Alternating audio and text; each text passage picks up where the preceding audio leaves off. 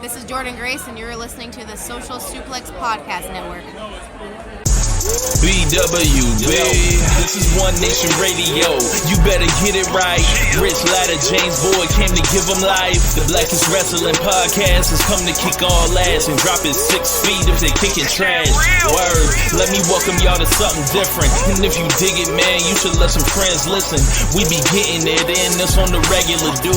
Ravish and flow, but this shit rude. See, James don't rap, so I had to break it down. The whole network, man, we coming for the crown. Raps in the columns, I keep them both covered. Making the beats too, so the listeners can bump it. Hit us with the rating, yeah, I'm saying it's a 5. Before you hit it, talk, bob your head side to side. It's One Nation Radio, and this is the beginning. It's Rich, and I'm here with James. It's time to listen to One Nation. We got to unleash the power of the pyramid.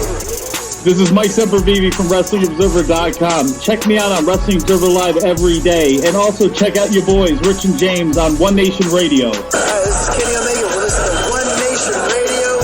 Check it out, guys. These guys know what's up. Big Kenny Omega fans, that's all that counts to me. Goodbye and good night.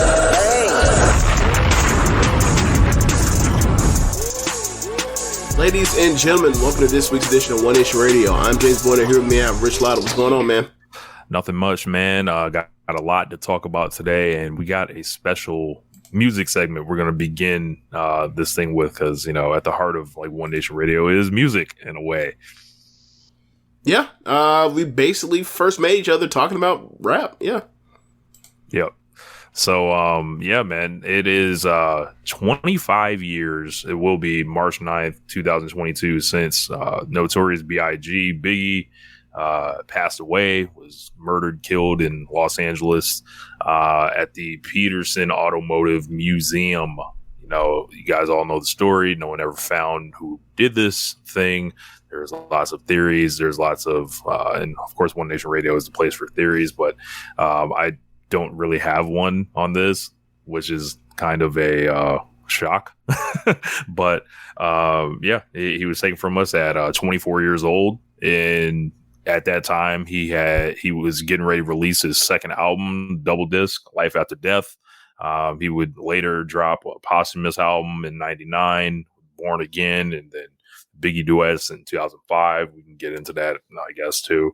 But yeah, like Biggie was, you know, I remember. Well, first, James, like, what are your thoughts on Biggie in general?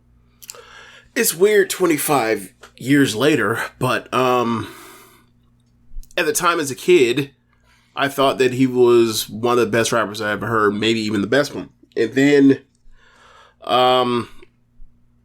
as I went through his catalog, that, you know, when I was a teenager, I was even more convinced of the same, like the voice, the ability to rap elegantly while also like making it seem easy. I think that's one of the underrated things about like rap. When you talk about, like, when people talk about like great rappers, like, it's not enough just to be a great rapper and that you sound and that you're trying really, really hard to be great, but like the ability to make it look easy. And you know, the folk tales about people like him or Jay-Z or Wayne or whoever else that like write the stuff in their, they write their own verses in their head. Like, it just adds some mythology of what he was. I think that he's underrated as far as his versatility as a rapper. I think that he's somebody that I'm sure of, if he was able to have a longer career, would have been on top for a long, long time. As far as a top rapper and star and personality, there have been plenty of other rappers that I think that over time would have burned out or not have been able to hold up to the pedestal they were put on. As far as their music, and probably would have transitioned to other projects. Like, I think quite frankly, Tupac would have done better as a actor, you know, in the later 90s and 2000s than he would have as a rapper. I don't think he's a great rapper, but like, he's not somebody I think of him and I think like, yeah, like this was going to be something that he could do for a long time. And there's not so shame in that, but I just think like you talk about like, I remember somebody, I can't remember who it was, but they were like, Vince Carter was like built to, like, it was built as a perfect dunker, right? 6'7", long wingspan, big hands, and, you know, gigantic vert, and all the creativity in the world. Like, if you're going to build a rapper from scratch, Biggie is one of the best combinations of all that stuff, especially when you include like the time for the era. And I thought that he was super special. So yeah, like I think that you know, like at that time where like a double disc album from a rapper, like I think he was the second person to do it, first person to do was Tupac for All Eyes on Me. Like, it's pretty impressive. It's pretty impressive to say, like, yeah, I'm going to put like close to 160 minutes worth of music, and like it's going to sound like that. So yeah, and like it's really weird that like he already had the album named Life After Death, and then, you know, weeks before he was gone. Yeah, I grew up with Big kind of being, you know, a East Coast kid, and he was like the one. Like, he was the dude. He was Neo. He was the Matrix long before we knew what that was. Just the thing about Biggie I always remember is, like, I grew up raised by women that all loved Biggie. My older sister loved Biggie. My mom loved Biggie. And my grandma liked Biggie. Like, like he was just smooth in a way where, you know, he had all the game in the world. It didn't matter what he looked like. So he could, you know, rap on whatever. I think he was one of the early people from the East Coast that was picking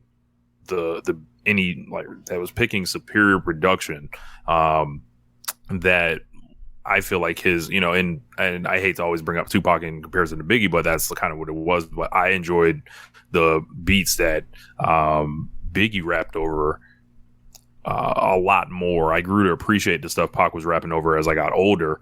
But I thought Biggie was sensational as a storyteller, as a lyricist, just like, you know, grab a mic and say something hot. You know, sending shots at people, just metaphors like, wherever I go, my crew is true to swarm. Got stripes in New York like Yankee uniforms, like that type of stuff. Like the playing with the language. He was just like someone that I learned so much from. I would credit a great deal of my growth as a rapper of listening to Life After Death at my grandma's kitchen table in like 2002 or whatever. So I remember my older brother Taryn, I burned the CDs from him. And, you know, I remember going into 9th grade, I was just had Ready to Die and repeat, just like, and this is 2004, like, and I'm just like studying at the altar of Big. And it's like, you know, obviously his death is like, you know, it was tragic. You'd never seen like he was an icon of like New York and the East Coast, and, you know, he's the king of New York on the front of the Source, Lyricist of the Year at Source Awards. And I, you know, every so often I go back and watch his videos and I see all the love that he used to get from everybody. I watched a One More Chance video a couple years ago, and it was like just everyone in the game just bowed down for Big. Like, it was like they knew, like it was while he was here that he was the man like that. And I was really into Ready to Die just from the hits, you know, as a kid, and then like, you know, continually riding buses and going to basketball practice and walking there and having a Walkman and Discman. You know, that's when you're listening to more of the album, where I'm really like vibing with Everyday, I believe it's Everyday Struggle, like number 11 on the Ready to Die album. I'm really getting into Machine Gun Funk. You know, I'm getting into, you know, the original One More Chance, him and Method Man, like the only feature they put on the album. Like, it was so ahead of its time as far as like, I won't say that. It wasn't ahead of its time, right? Because it's, at the end of the day, it was like traditional East Coast boom bap, and it was of that time. But it was the peak of that shit. And, you know, looking at the landscape around then, like Nas was out, you know, putting out Illmatic at the time. The Wu-Tang was out, and then, you know, they was trying to take it back from the West Coast, and then Big came, and it was like, yo, but Life After Death, very influential, just like all the different styles, you know, doing songs with Bone Thugs, getting in their style and out rapping them. Like you know, doing that in 1997 is not no easy feat. Like literally maybe like a year or two later, Jay-Z struggled with like getting on the Ha instrumental, which, you know, I wasn't, you know, too well received in some circles. But I think Biggie, to your point, James, like he could do it all. Like he, you know, you put him on Going Back to Cali, you put him on like I Got a Story to Tell, you put him on More Money, More Problems. Like he was unafraid with his sample choices where stuff could, and I, you know, you got to credit a lot of this to Diddy at the time, because they were fighting against, like, you know, like I was saying, like the East Coast traditional boom bap. Like they weren't afraid to long form sample and replay the stuff just because they knew what it would make people feel like. And I think Big was one of those people that, you know, the shiny suit, flossy stuff, but at the same time, gutter, a real MC's MC, a absolute superstar. Like listen to Victory to this day. Like it's just like listen to this guy. Like I feel like if you're somebody that does music and you can't learn from Big, I don't know what you're doing. Like, like you missed the message. You missed the greatness. You didn't. I don't know what you're doing. Let's just say that. Right, and like I think the thing also that he doesn't get enough credit for, like he gets it when as far as his personality, but like you play player hater, like he's fucking goofy as hell too. Yep. Like he's hilarious. he's also very lighthearted as well. It wasn't just the you know the allusions to mafioso movement as well, but like yeah, he was just great, man. He was just great. Like thinking about like right now, like 10 Crack Commandments, or thinking about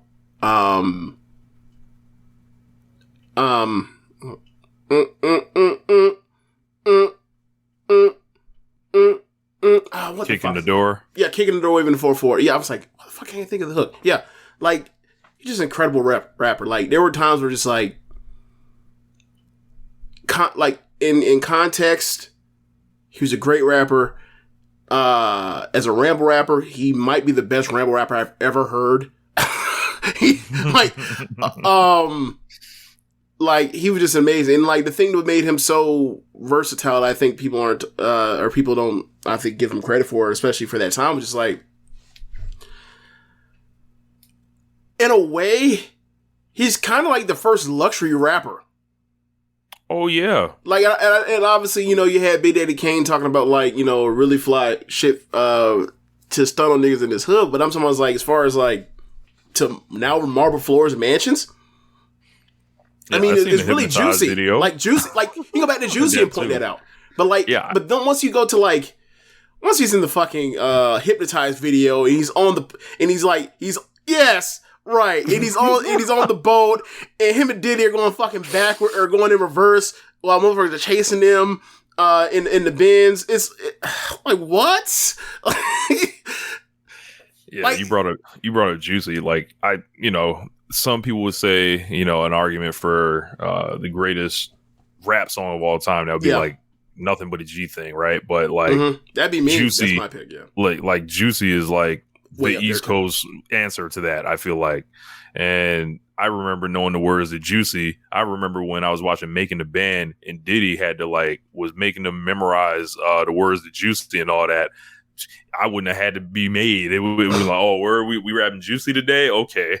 But yeah, man, he you know, from his songs about women, as far as like the One More Chance remix stuff was great. Just, you know, spitting the game. You know, you look at Lil' Kim and like him basically using her as a avatar, essentially, you know, for you know, if Big was a woman, this is what it would sound like, and nudge nudge, wink wink.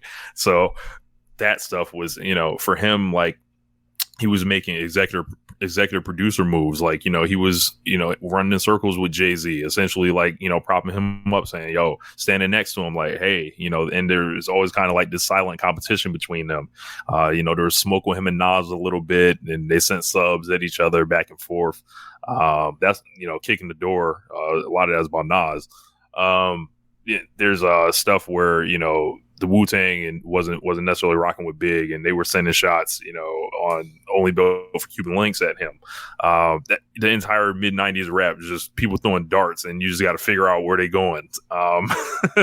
And he put Diddy on, and he was like, all right, Diddy wants to rap. We're going to make him one of the biggest stars in the world too, and I'm going to produce him now. And it was like, this stuff is all happening within 5 years of like 1992, from like partying bullshit and keeping it hot, in the lyricist lounge like circuit and underground stuff, and then all his remix verses, his features, like getting on the song, do a song with Big, he'll fucking kill you. Like there's a little topic I've seen going around now with the Flavor in Your Ear remix, and people like are discovering, like, they're going back through everyone's verses, and it's like people are trying to figure out what the hell LL Cool J is rapping about.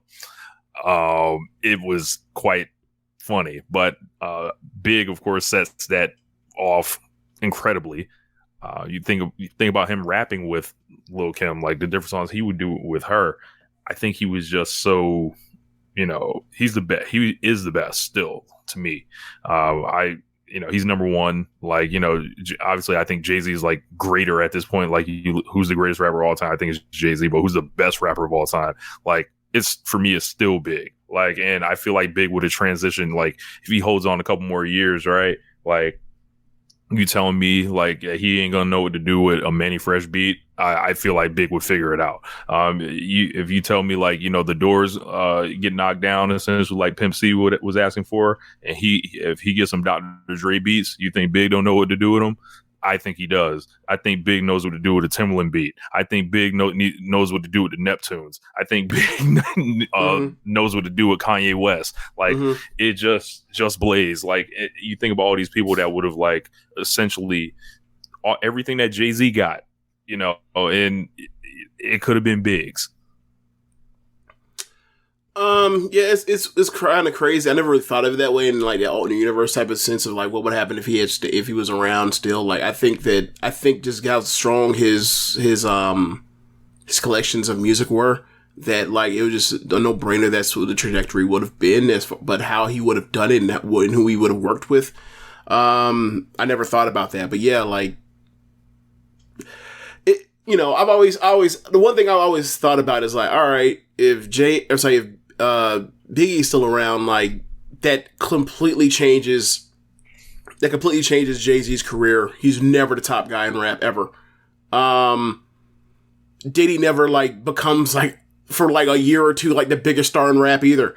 It's kind of weird because like obviously those are like legends, first ballot rap Hall of famers, all that kind of thing, and you think of like how like those two without him there had a chance to actually like reach for those kind of heights in New York, that otherwise would not have been available to them if they had been around. Like, it's almost like when people talk, if it was actually legitimate, like people talk about how like, Hakeem won his 2 titles in 94, 95, but actually like, like Hakeem would have whooped Jordan's ass at one point in time in one of them series if Jordan had stayed around because of how the run of making all those finals runs, whatever else. But anyway, like it would have been one of those where you're like, yeah, that person doesn't have, maybe they just don't have that same level of impact. They're still big stars or whatever else, but it doesn't happen the same way.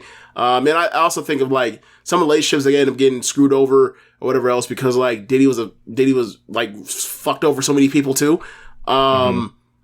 Like what would have been the fallout with his reputation if like we found out that like whatever money that Biggie made, like he should have made way more or whatever else.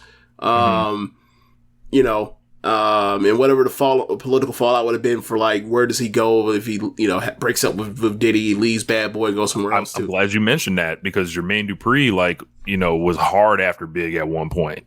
Like, yo, and Big was doing songs with talking about I'm so like all that stuff. Like, you know, he was hard after Big. Now tell him about the part when he comes to Jermaine Dupri in New York and Diddy. That would have been a struggle, but So Def, Atlanta, that's the East Coast, you know? That's the East Coast. Yeah, you know, same thing, you know. I would have loved to hear Big and Outkast work together. Like, Big had respect for, like, a lot of people. Like, you know, I remember seeing him, you know, turn up to the 69 Boys, like, in the Source Awards. He's just sitting there clowning, like, the eye for talent that Big had. Like, Big put Cam on. Like, he was originally going to sign Cam. Obviously put Lil Kim on. Like, he legitimized the locks. Like, he didn't put Jay on, but, like, you know, he wrapped his arm around Jay essentially. Mm-hmm. And look at all those acts. Like, you know, this guy was so ahead of his time. Died at 24. Like, it makes no sense because he cast like and he's gonna remain 24 years old forever, right? But he cast like this long shadow that he was a man way beyond his years, it seemed like. And obviously, you know, there's a lot of stuff that happened with him, you know, in his personal life, like stuff with Faith Evans, and you know, we heard a lot of stories and stuff like that, seen stuff in the movies.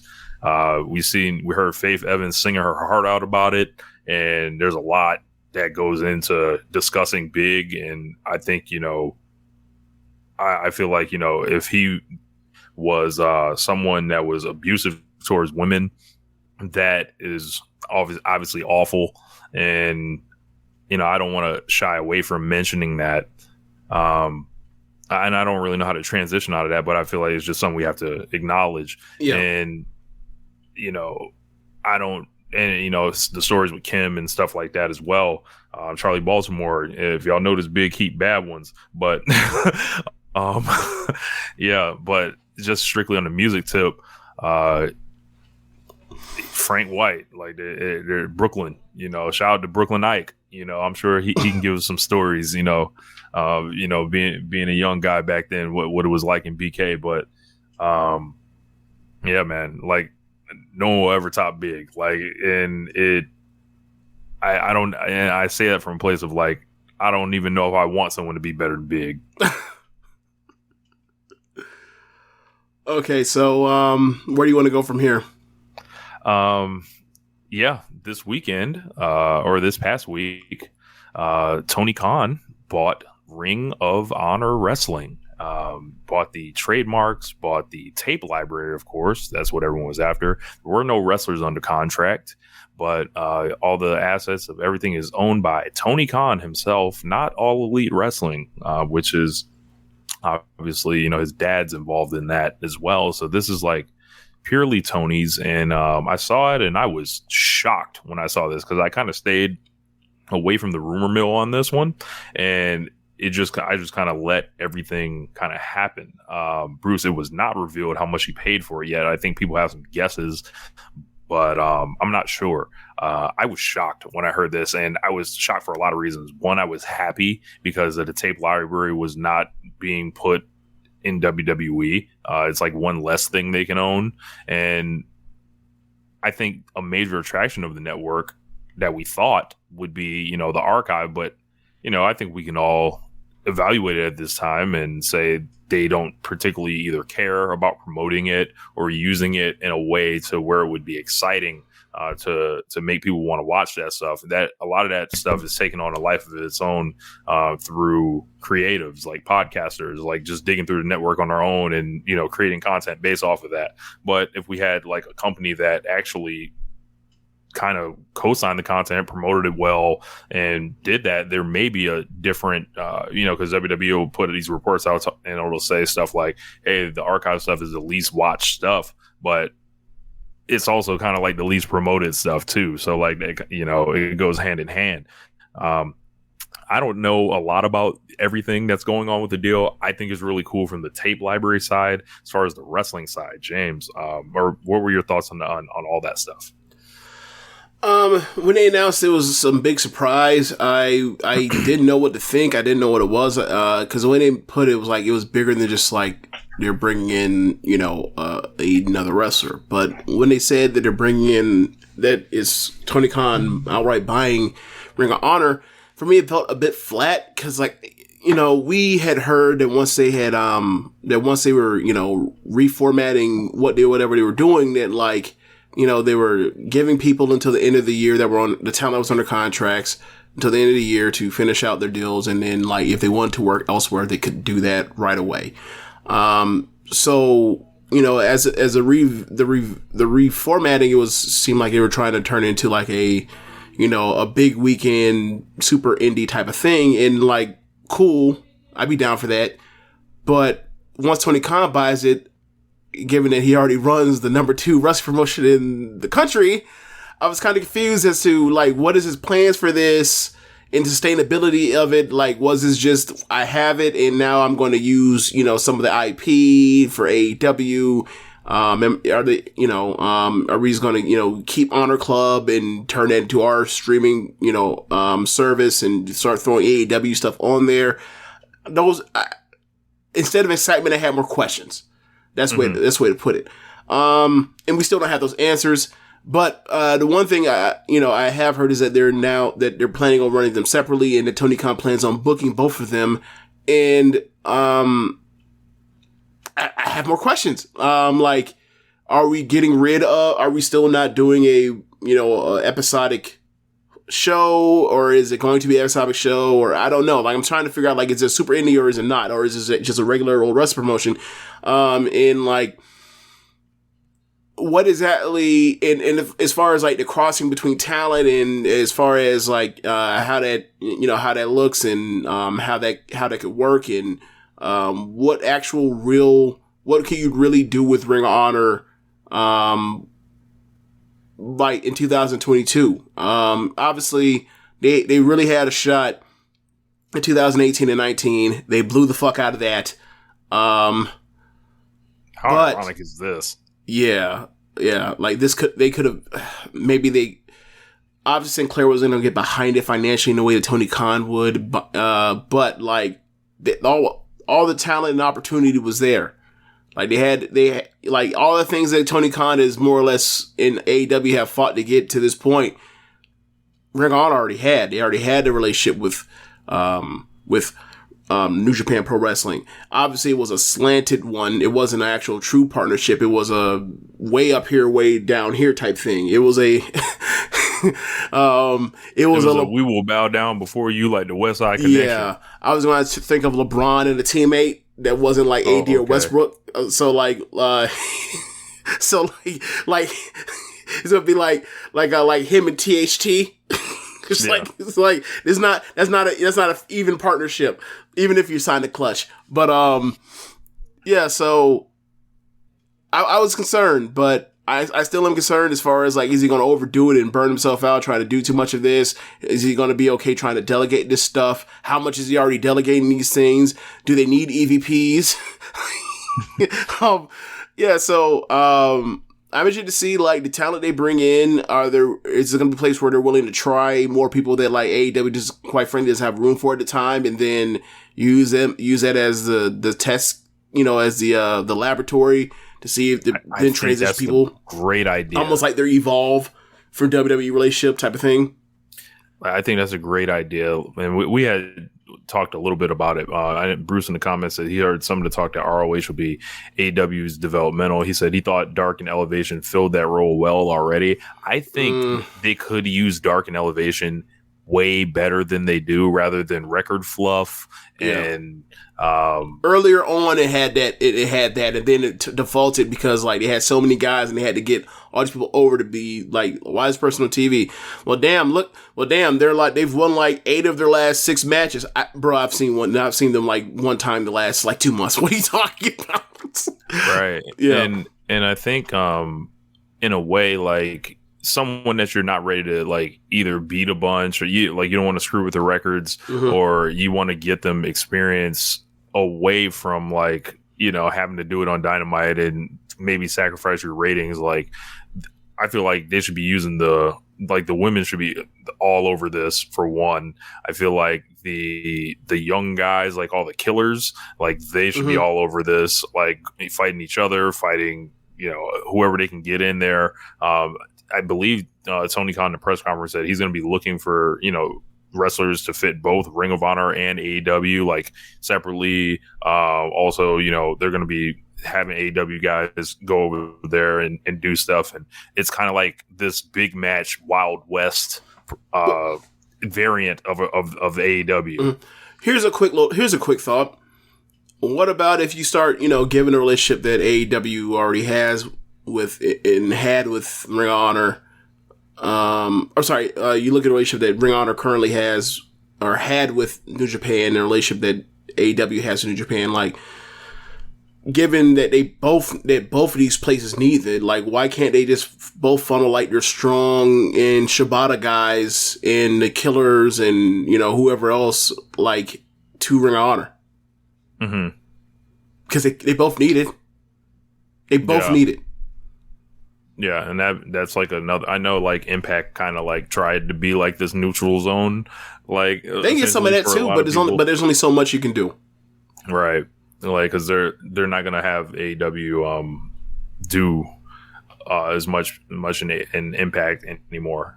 It seems like so. It's interesting to think about, you know, their champions and what's going to happen with those belts. Are they going to be absorbed into the AEW championships? Are those belts going to survive on their own? Okay, so Gresham is their champion right now. Their top champion in Ring of Honor. Where are the other belts? Or excuse me, I think Bandito's still the champion. The TV champion? No, the world champion, because he never lost it. I thought Gresham was the pure champion, wasn't he?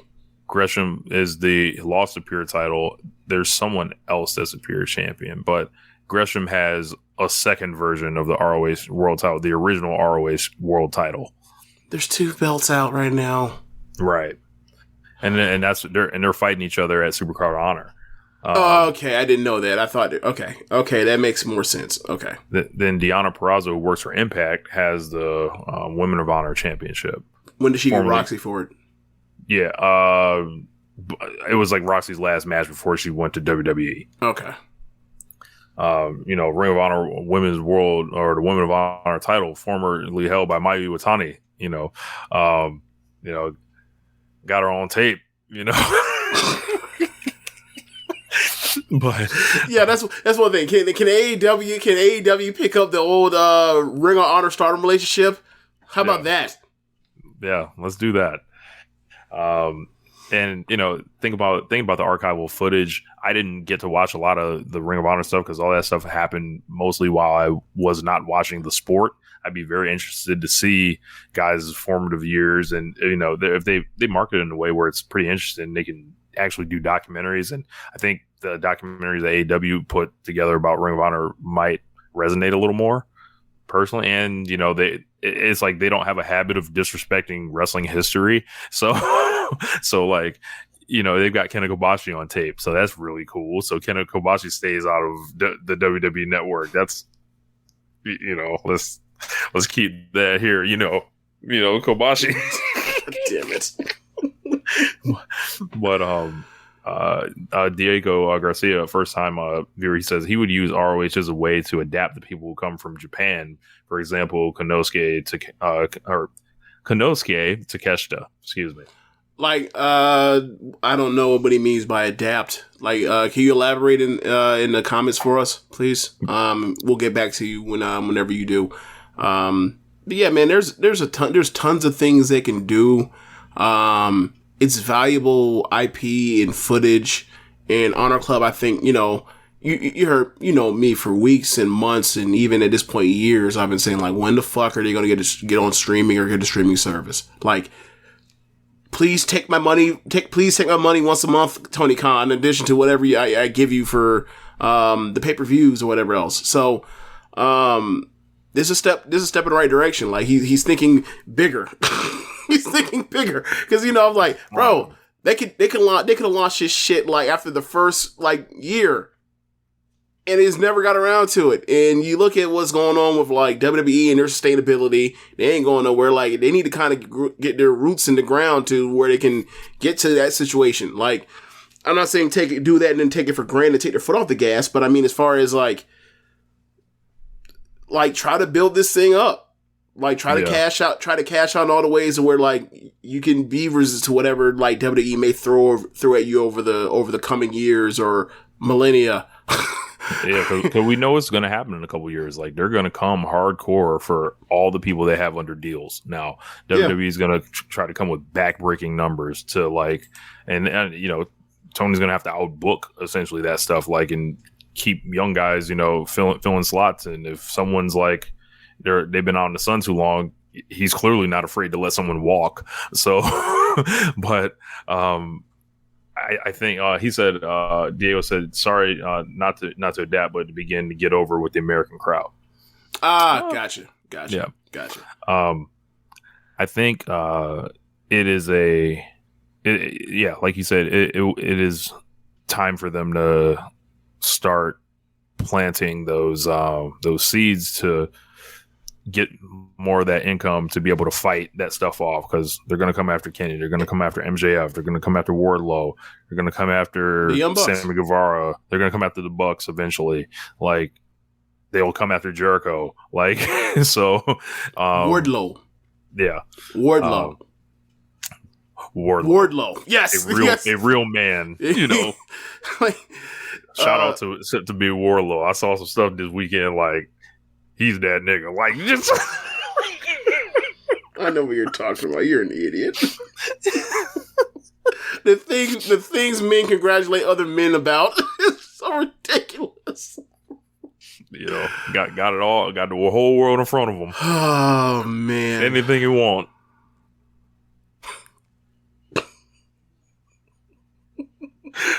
But yeah, I guess we can go ahead and get into our AEW Revolution review. Now, we were both live in the building. James, have you rewatched any of this yet, like on tape at all? I have not. I've needed time to decompress and get away from wrestling after all the wrestling we watched over the weekend. We should probably actually mention that stuff. Yeah. So, Rich did not come with us to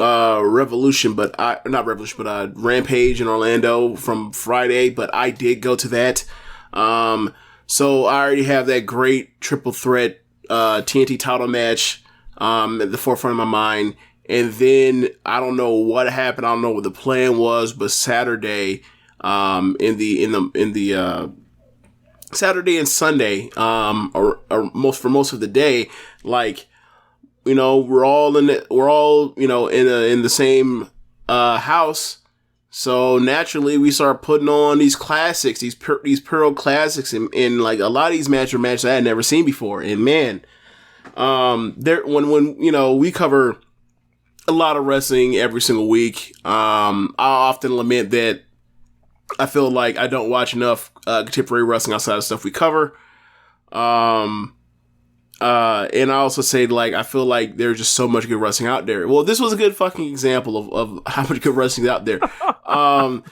We have, I can go down the list of the stuff we covered, or we went through and watched that I saw you watch. Like, I had left, we have a friend, named Ryan Kendrick, who lives in Orlando, in the last few years, and I haven't seen him in a minute. So, especially since the pandemic, I haven't seen him. So, hung out with him. You went to the mall with MP. MP's another person, a high school friend of mine, that became your friend through all of the stuff we've done with music over the years, because he was a DJ.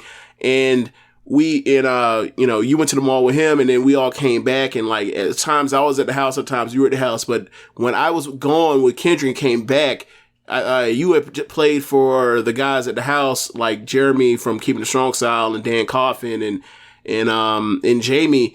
You had played for them the Stardom high speed match from the other weekend with Starlight Kid and Azumi.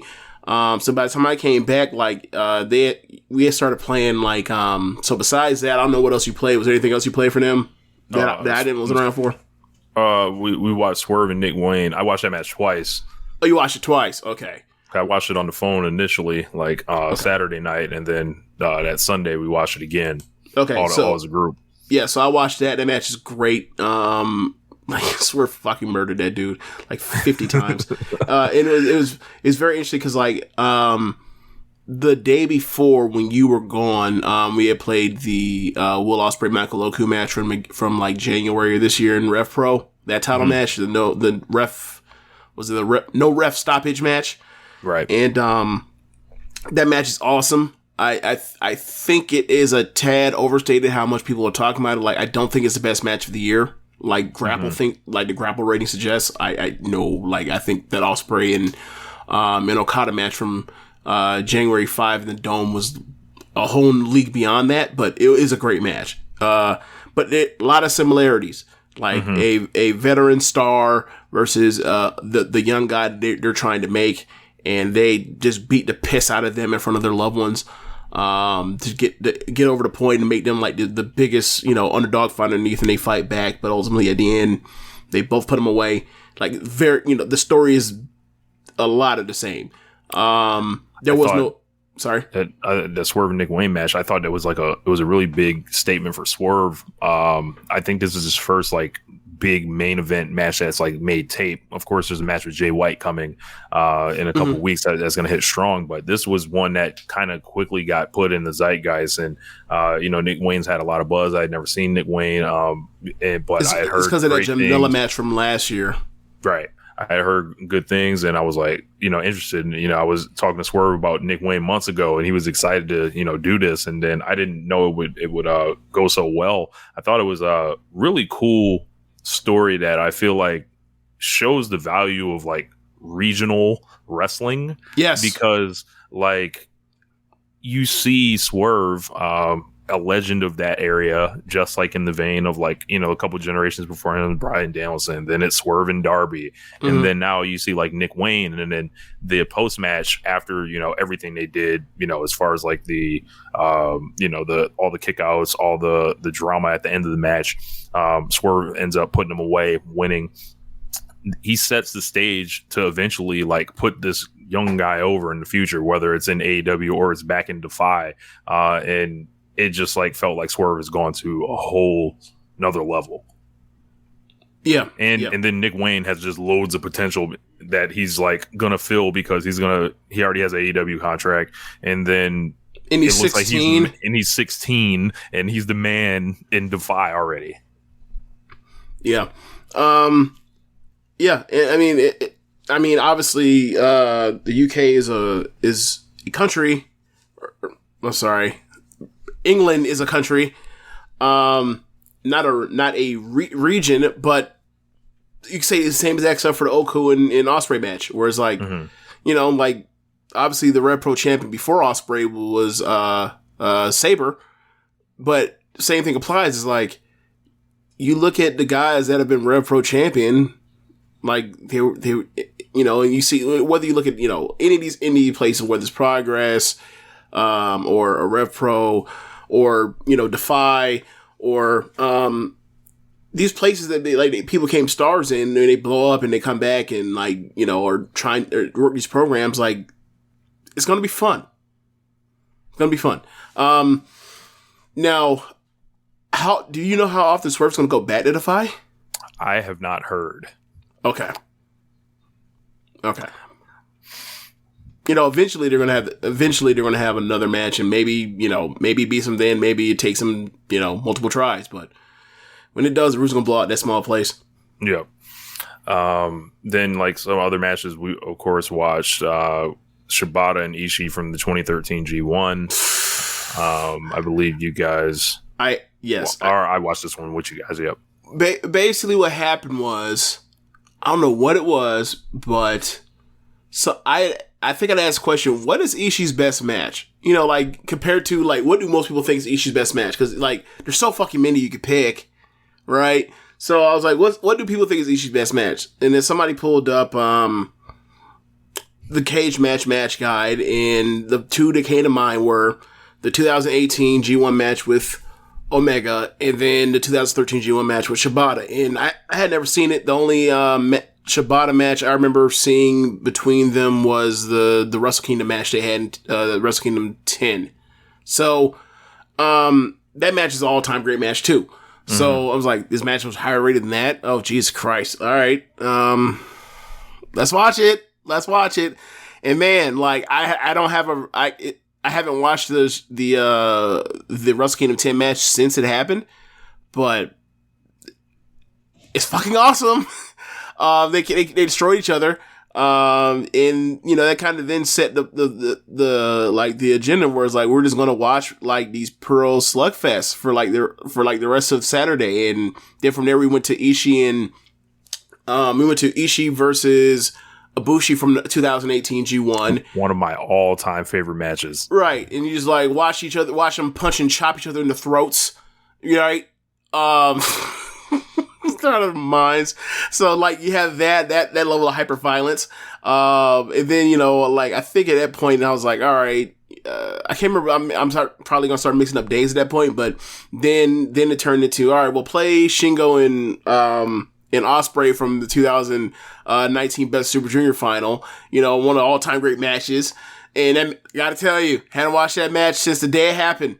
Or no, since the replay, since like December of that year. That match is still an all-time great match. I mean, obviously you say, well, of course, it's only been, 3 years match or whatever else. Right. Like, I understand it's only been 3 years, but man, like, there are a lot of matches I'll watch and I'll be like, that match is fantastic. And then like, if I ever go back and watch it, I'll be like, I don't feel the same. That one does. It do. So yeah, that was great. Someone handed me the control next, and I was like, how? And I asked him, I was like, how much All Japan have you guys watched? And varying degrees of like, not much, or my response was like, only like the Masawa like early '90s stuff where he like beats Saruta, and then like the first Kawada match. That's all I got. Like none of those tags I saw. So I kind of made like a sharp left turn there. I was like, all right, we're not going to do All Japan, but we'll do it one day, but we'll make a ride over to Pro Wrestling Noah, and we watched Kenta Kobashi versus Kensuke Sasaki in 2005 after the GHC title run. And I tell you, in the Dome, this match, it was like, it stands up with anything that's ever happened since. Yeah, like if you want to match that in these days, you got to go get Shingo and Ishii, pretty much. Like, and then tell them to do flips.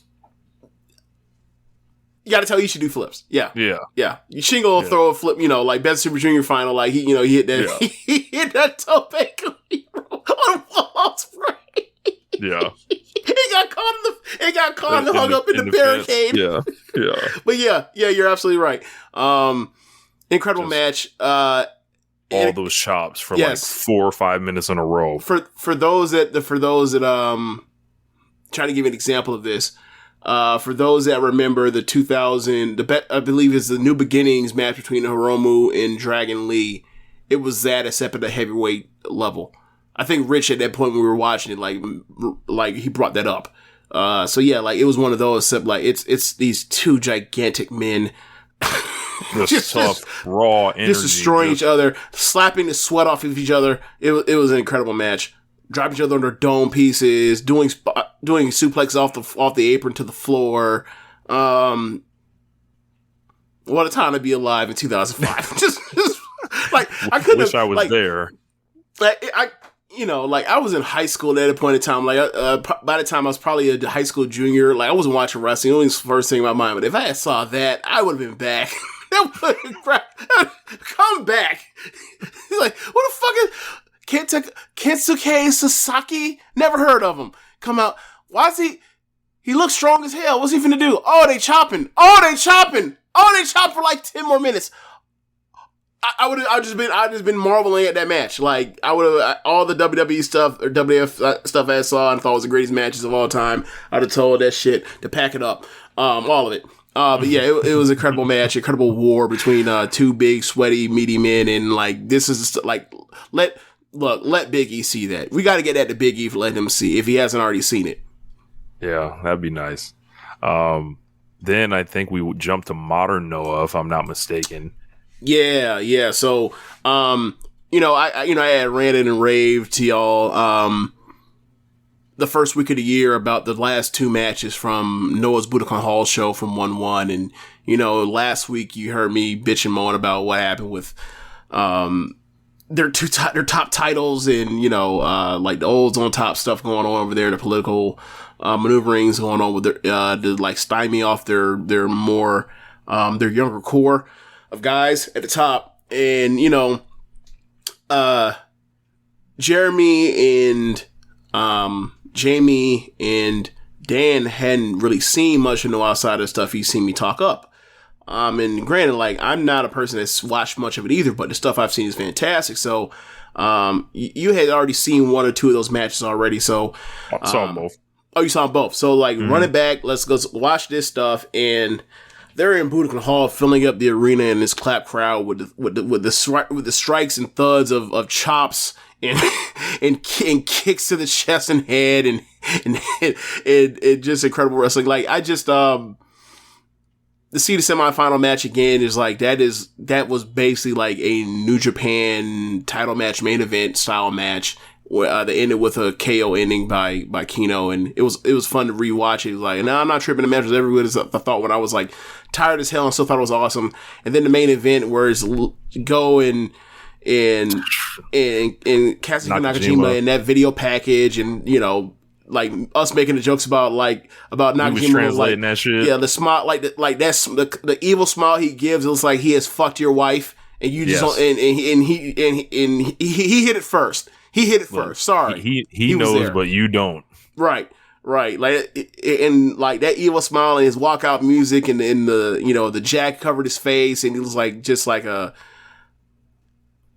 I don't want to say larger than life, but like he looks like a star or whatever. That man looks like a movie villain. Like that man looks like either like just, I don't know if he's a villain. I don't know if he's a good guy, but I know he's like someone I want to watch. Right. So you see those two matches, and they're just they're breaking each other wills and spirits with Nakajima's kicks and Go's chops, and like by the end of it, you're just like,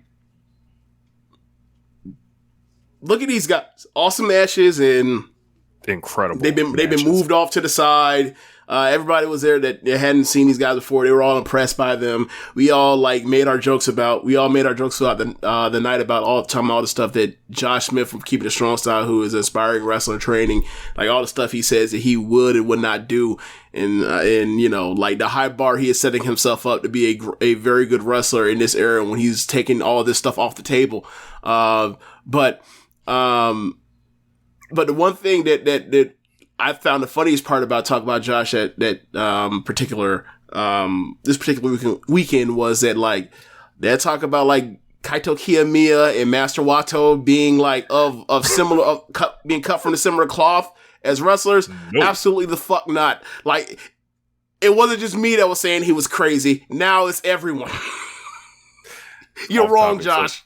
You're wrong as fuck. Diego actually had a question related to Kiyomiya. He was like, off topic, but if you were Tony, would you offer Kaito Kiyomiya a contract? I know he's not necessary, but he's cooked under Nosawa's regime.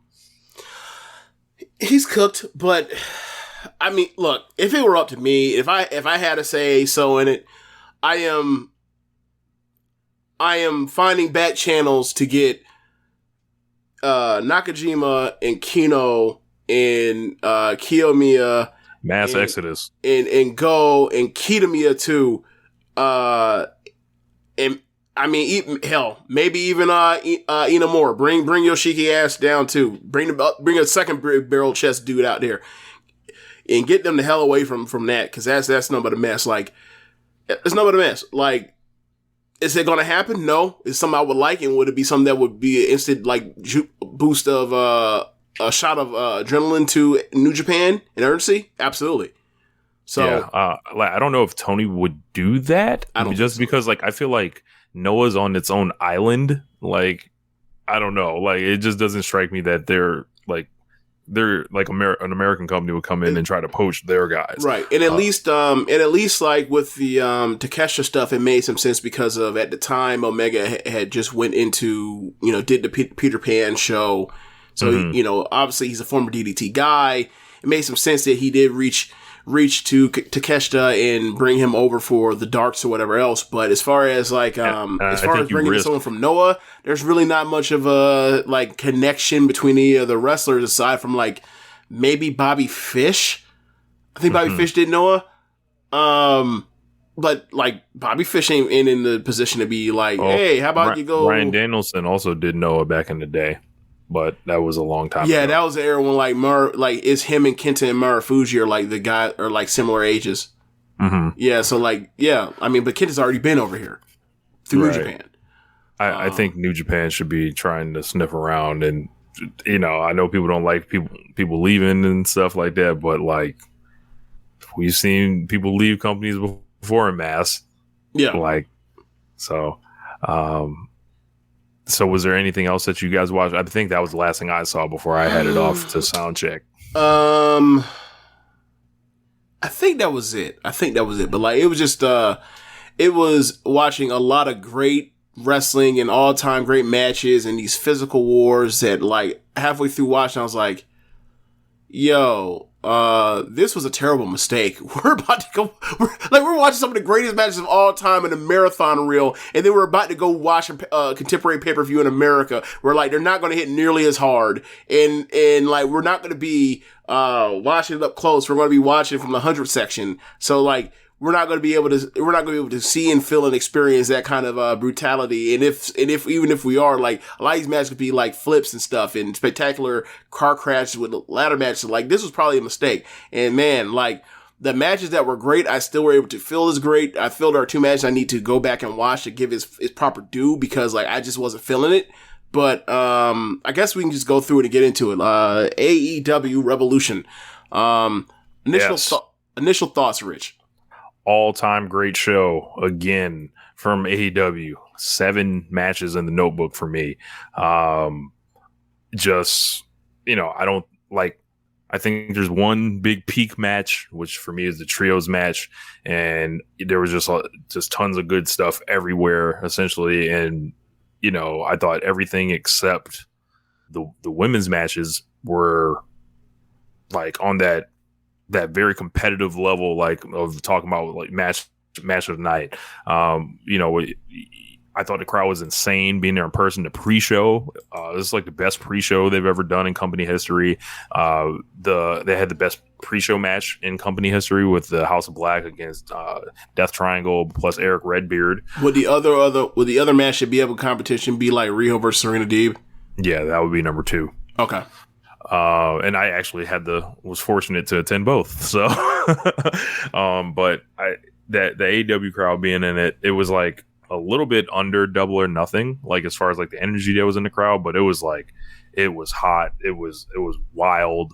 There was some stuff that we'll get into later that I was annoyed by.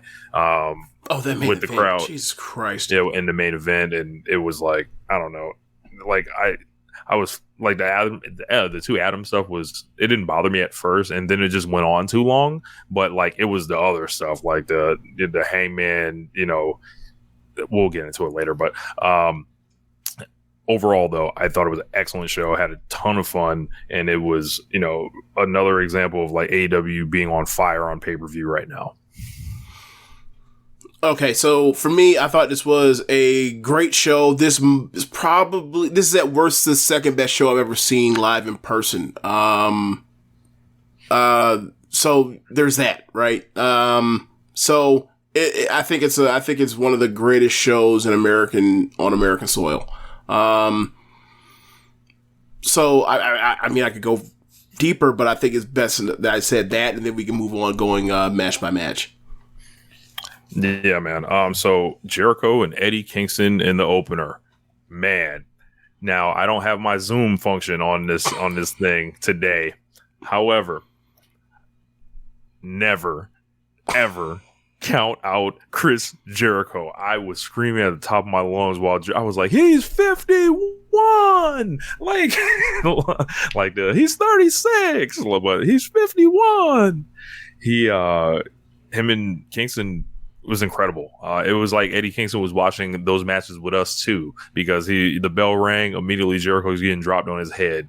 Dangerous suplexes everywhere, chops. I've never seen Jericho throw that many fucking suplexes. And it was just like, it felt like the match atmosphere was just insane. Everybody wanted Eddie to win. Eddie finally got like a signature win in this promotion, and it was like, you know, you were sitting like a little further down than me, but I was like, James, he's a winner. He's a winner. Like, with the more appropriate thing should be like, he's not a loser. That's what you should have said.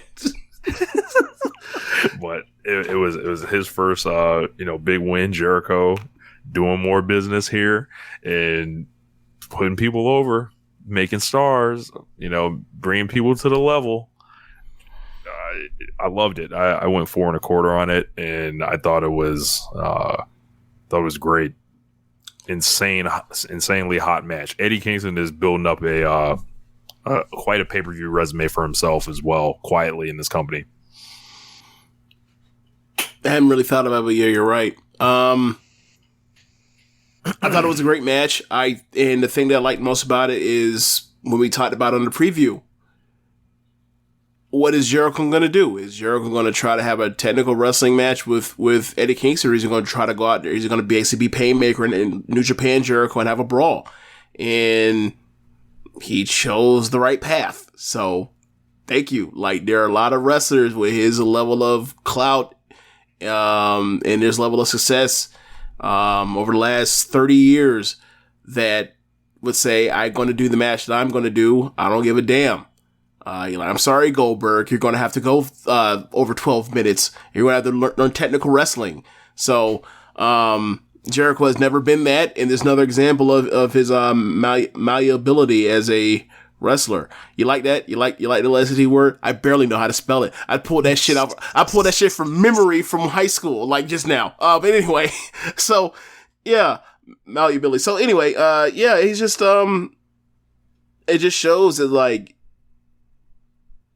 Jericho is just more willing to play ball than a lot of his contemporaries, and he doesn't get enough credit for it. And he never will. Yeah. And I think it's just this thing where like now that he is like, because of where he is now, he is looked at as like the guy that like, make these political moves. And like, don't get me wrong, like I'm not saying that Jericho is some idiot that doesn't realize that like he needs to like work with the next guys over to keep himself hot. Like that's part of the business. Is like you get to a certain level and you continue working with hot guys, keep yourself on top. Now the thing is, like when it comes to it, like are you going to then give back to that person after using it? And like in this case with Eddie Kingston, he absolutely did. So like that was what was up. And I thought that like their match was great. I love the physicality. Like you mentioned earlier, like I've never seen Jericho throw even half as many suplexes in his matches ever. And he was in the cruiserweight division in the 90s with all those luchadors he could throw around, but no. And I really like the match, and I hope, given the finish where he dropped or Kingston runs in very similar to he comes in hot like against CM Punk, where he comes and hits with the Hurricane. Like he comes in and ducks under and gives him a suplex, a high angle suplex, and dumps Jericho on his head, neck, and shoulders. And then from there, throughout the rest of the match, Jericho gets his neck worked over, and then ultimately by the end, Kingston slaps on the stretch plum and makes Jericho tap out. And he's reached out his hand, given that the shit talking Jericho did was like, if you could beat me because you're a fucking loser, I'll shake your hand. Well, Jericho didn't shake his hand and walked off, which means there's more to this. And I like to see them have another one of these or two of these. This was a fun ass match. I gave this 4 flat. It was a good match, and like I think it's a match that like if I watch it again, I'll probably like it more. Yeah. Can't say enough about Eddie Kingston, but I feel like I want to say more about Chris Jericho. Like this is an all-time great. This is what it looks like. The thing with Jericho is applying the lessons of his youth in his older age when nobody wanted to wrestle him, when people didn't want to put him over, what did he do when he got older? He wanted to wrestle dudes and put them over. Incredible. Won't be touched. Love this man, Jericho. Jesus. 3-way tag ladder match. Match of the night. Jurassic Express versus Red Dragon versus the Jung Bucks. Man, we had some interesting comments after this match, James, which I thought were very hilarious. I don't remember. You have to refresh my memory. We were, talking about, the Bucks. Obviously, we'll get to that. I know what you're talking about. We'll get to that. Let's talk about the match, then we'll get to that. Yeah. I went 5 stars. Yes, all 5 of them, ladies and gentlemen. But yeah, man, this was RLPW personified. Tons of flips everywhere, insane spots, insane crowd reaction, insane energy. Watching the Matt Jackson lose to Jungle Boy for the second pay-per-view in a row. And it was like, wow, I thought the Bucks had great gear. I thought Red Dragon's gear was great. I thought they came to play. They were just they were trading off all these. It was like a 6-man tag kind of, but they were just divided a different way. And it was like they were all just working together so well. And this is a great example of, we should have seen it coming, I think, with the 3-way that the champion keeps the belt a lot of the times. I thought they were going to go a different direction, but I'm happy they didn't. This is a big signature win for Jurassic Express. And, this company has designed Jungle Boy to be a major star literally from 2019. And this is the next proof of that. The Bucks, again, they're the fucking Young Bucks. What else is there to say? And Red Dragon was right in there, also. And we talk about a lot about great teams. Where do you have Red? Hold on. Let's go through the match. So the story of this match is, correct me if I'm wrong, isn't it called a WCW Triangle Tag Match?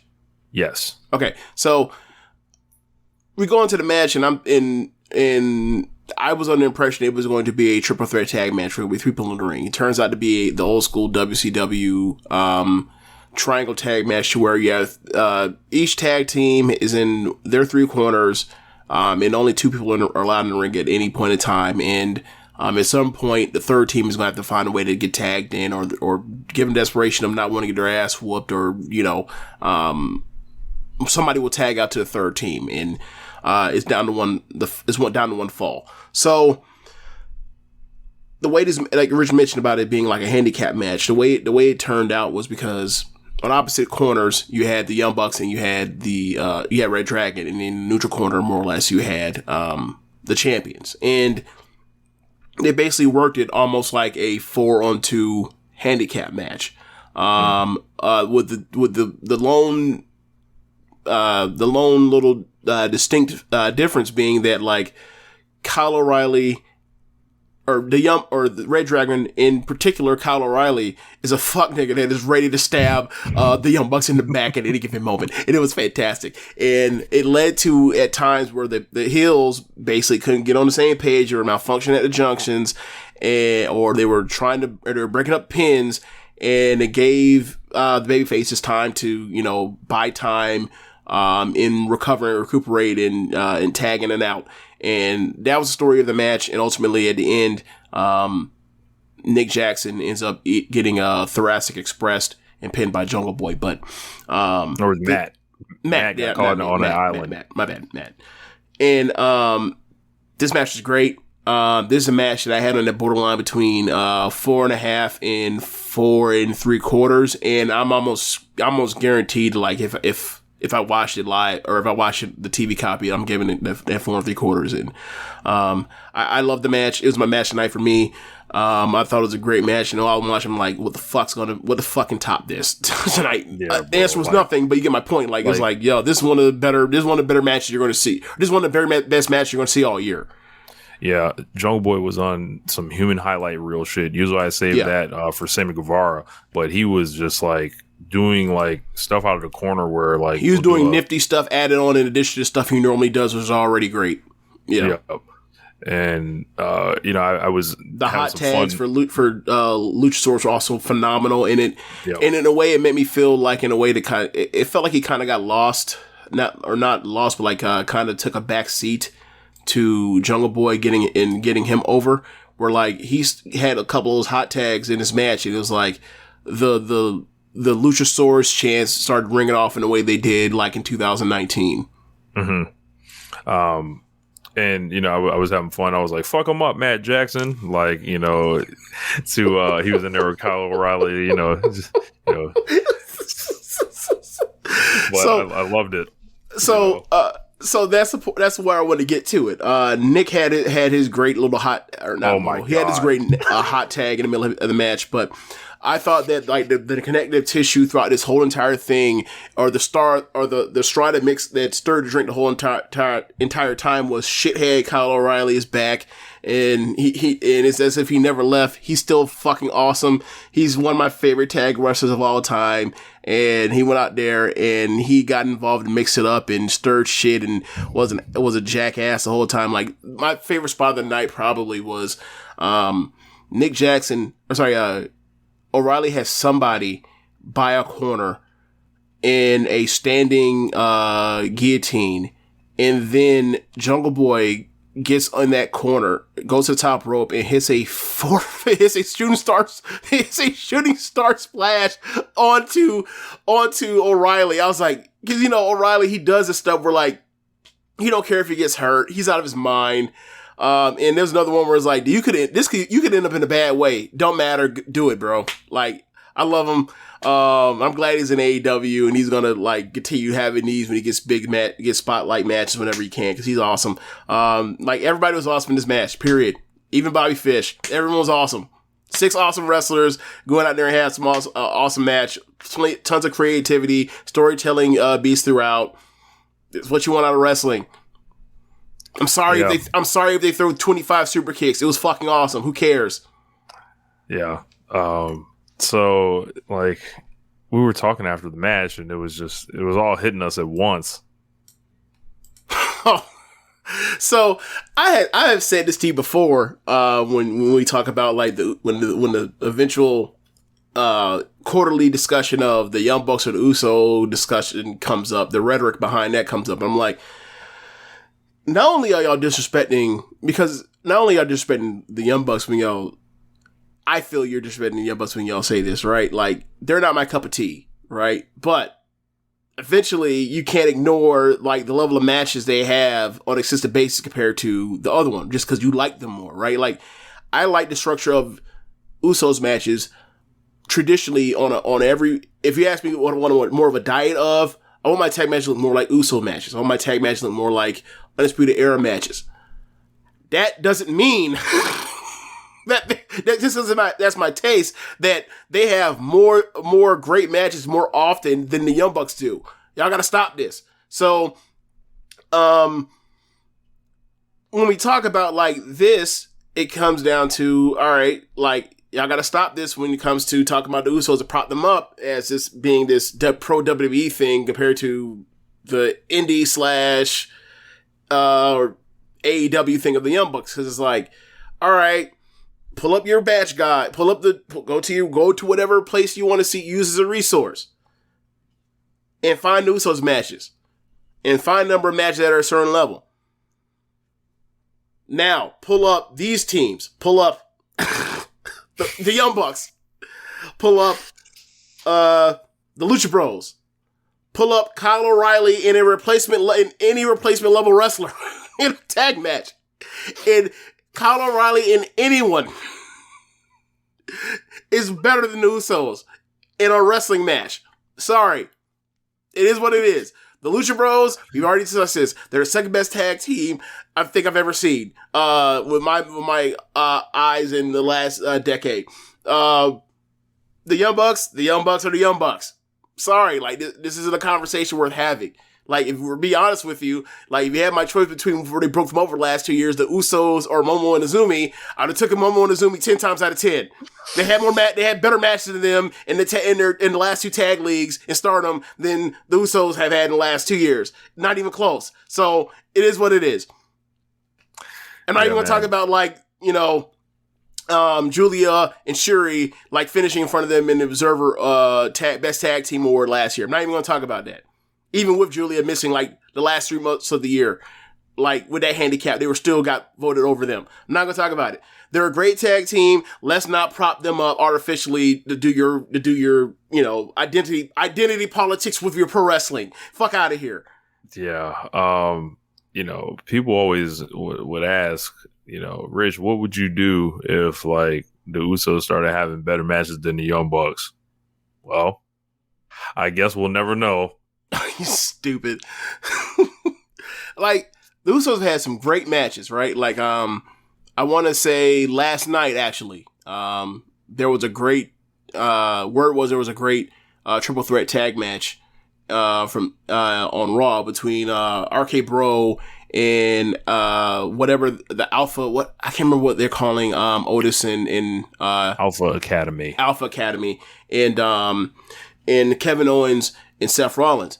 And Rob had pointed out he thinks this is the greatest, like, this may have been like the greatest like triple threat like tag match in WWE history. And like my first thought was like, well, what about like all those TLC matches with the Dudleys and the Vampires and the Hardys, and like what about like, you know, like DIY versus Revival versus AOP. And then my third thought was like, what about like that TLC like triple threat match between like the Usos and New Days and Lucha House Party? Those are like, so I'm not like trying to discourage or discount the Usos' achievements. They're one of my favorite tag teams of all time, right? Like, if you're asking me greatest WWE tag team of all time, for me, it's them and New Day, in main roster WWE proper. So yeah, like that's the highest regard I have them. Like I have them over the Vampires, I have them over Jeff and Matt, I have them over the Dudleys. I have them over the Hart Foundation. Like I have them over the Rockers. That's how New Age Outlaw. I keep going. Like I have them that high of regard, but I'm not about to pretend that like they been given the opportunity to be showcased like as a top act in their promotion for most of their career. At times they have, other times they tell them to get like the Red Cross. I don't know. Do you know what they're doing in Dallas for WrestleMania? Yeah. I don't know. Neither do I. I don't know what the New Day is doing either. So, imagine making all that money for a promotion for a decade.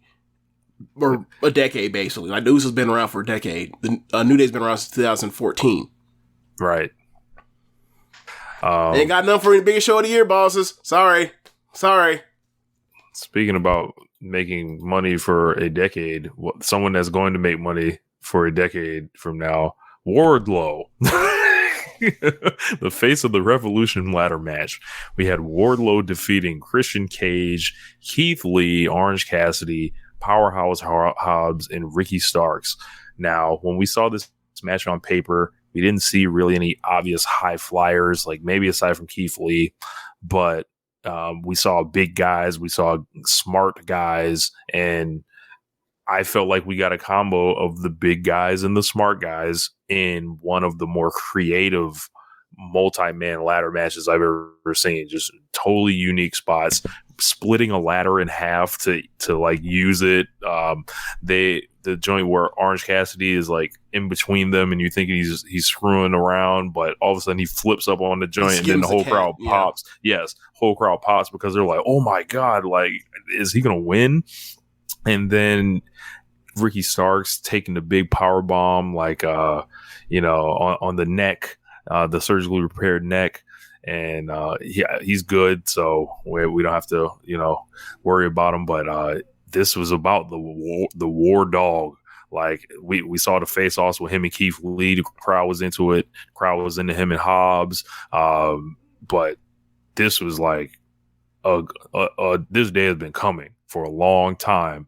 When One Nation Radio was telling y'all in 2020 that, this Wardlow dude never fucking misses. Anytime they put him out there, he's I remember him and Hangman had that war in the semifinals on Dynamite of the first Eliminator. It was October, because that was the same weekend as that. That was the same day as that.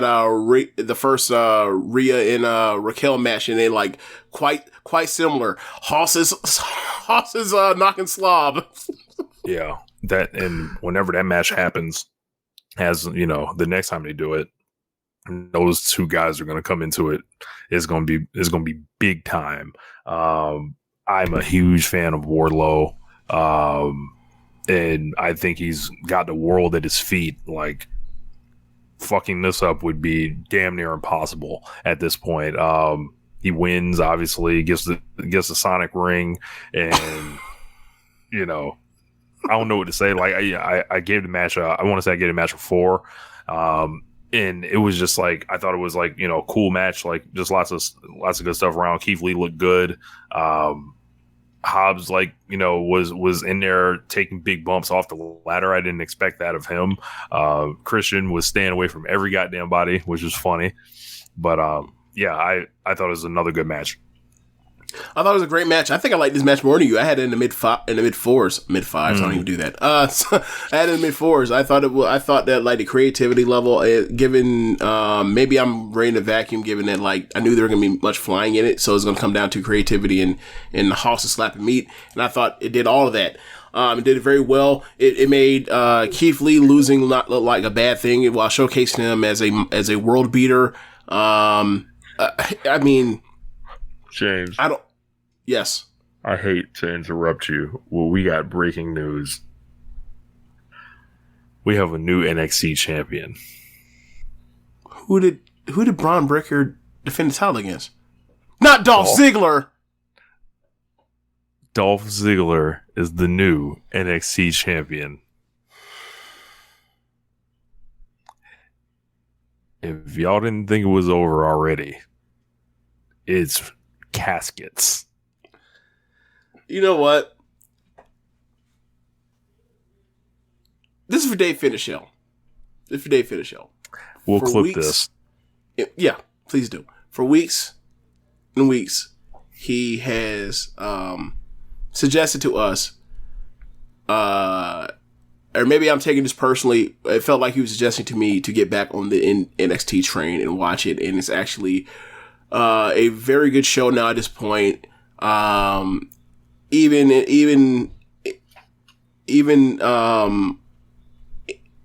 like I'm supposed to just ignore like the cage match scores I see and like see the results and then see like the reviews I hear and see like the stuff I see about it, where it's like the show is sometimes okay if they build to it, like, New Year's Evil or Vengeance Day.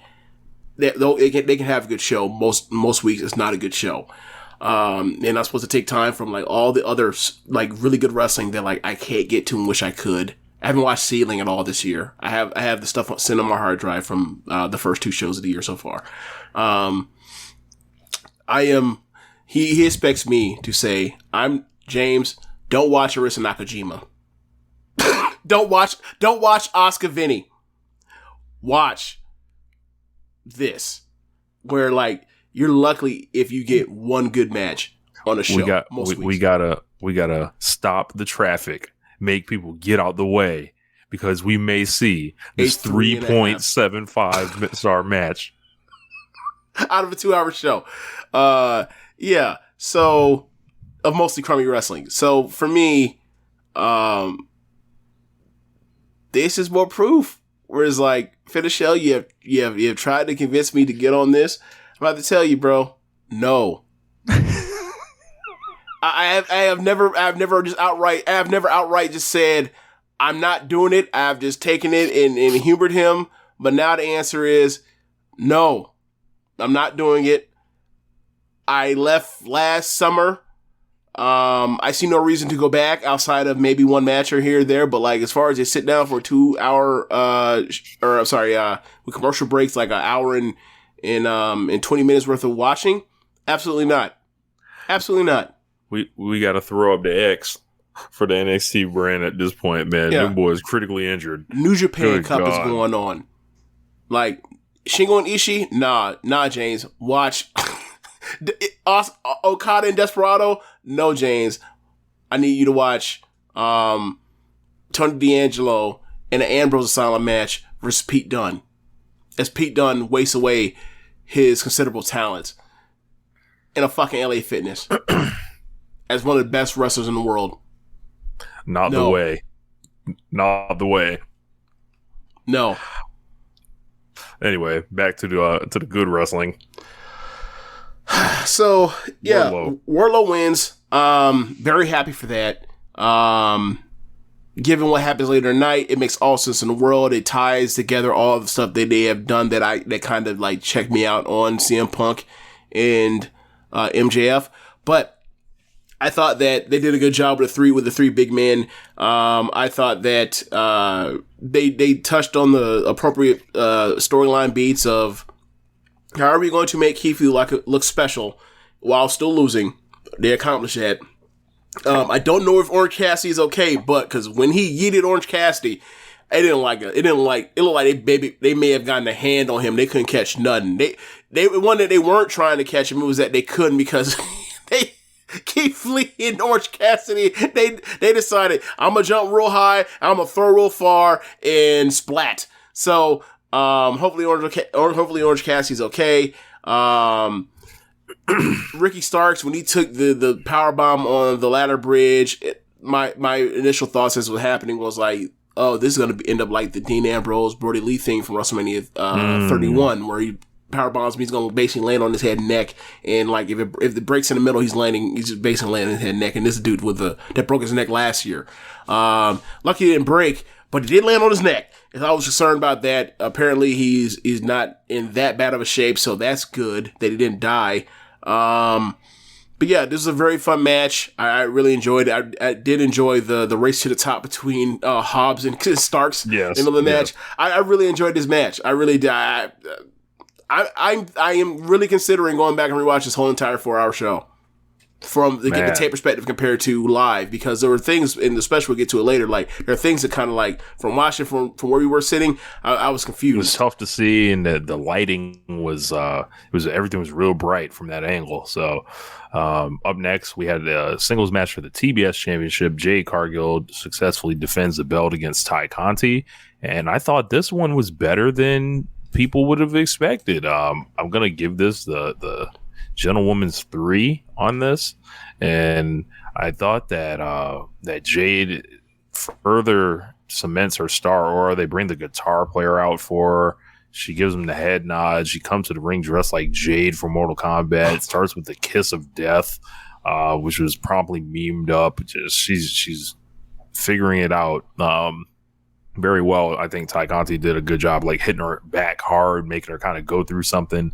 Of course, and it looked like, they were kind of trying to cheat Jade a little bit. They were trying. Yeah. So they were using the chairs, and they were trying to, steal this belt. And I think they caught one of the near falls. Like they caught everybody. So, for me, I like this match more than the AEW Women's World Title match. I playing on the Kiss of Death thing, that was cool. She got it, and Ty got it back. The cheating at least has a reason for it with the baby faces, where Anna is just standing there ringside, and Jade takes a cheap shot at her, so she gets her back by having her run into a chair. So fair is fair, whatever. You gave me a lick, I gave you one back. If it costs you your title, it's your fault because you shouldn't have been fucking with me.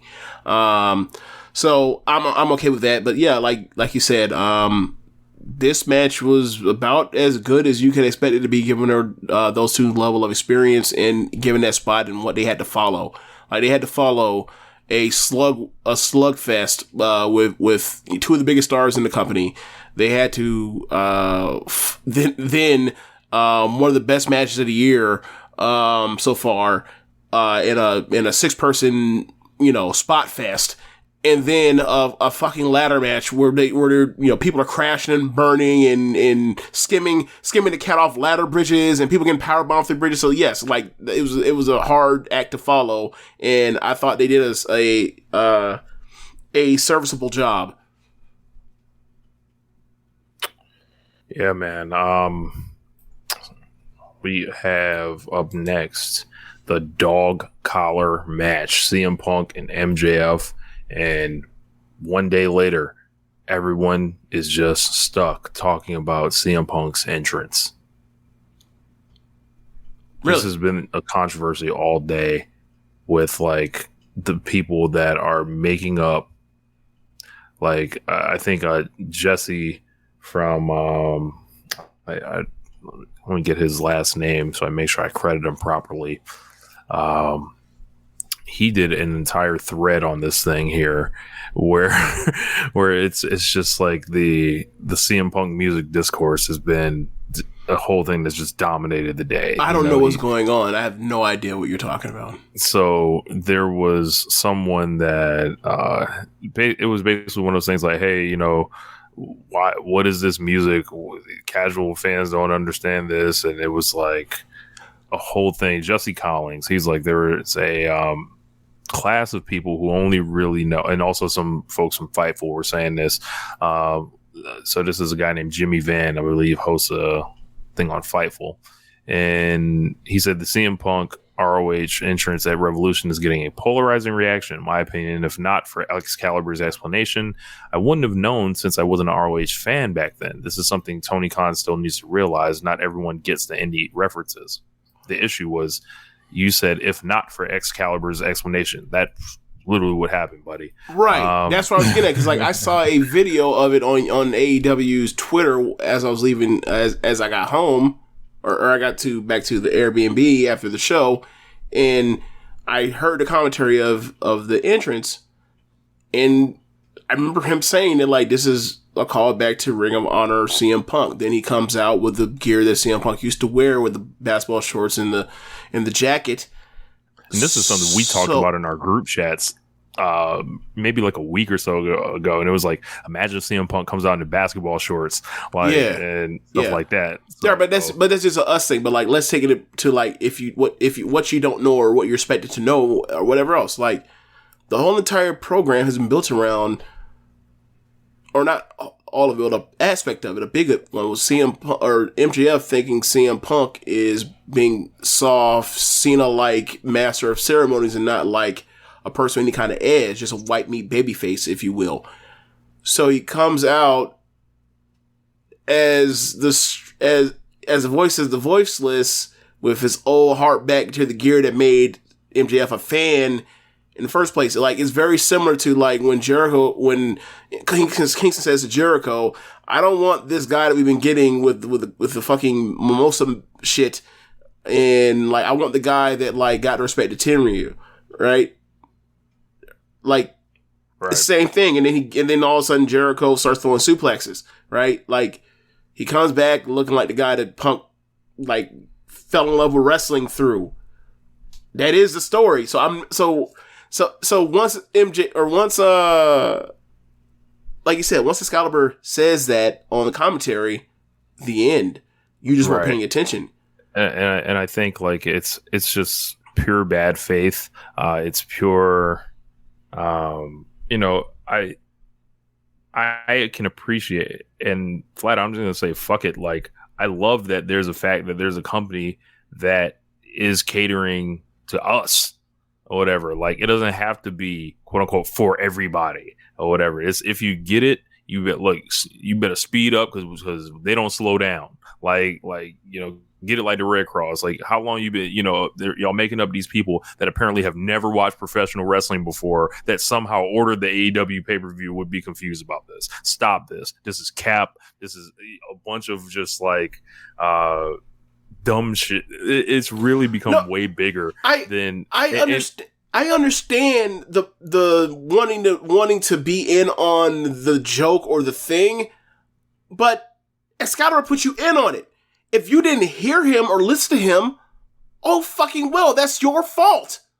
Right. It's not right. The onus was on them to explain it to you. They did. Now it's on you. Right? And even if they didn't explain it, like, I was okay. So I was in. So for example, we didn't have the benefit of commentary. We're sitting there, right? I have never heard that song before, not once ever in my life. I don't listen to AFI, right? He comes out. I see the gear at least. I've seen pictures of CM Punk.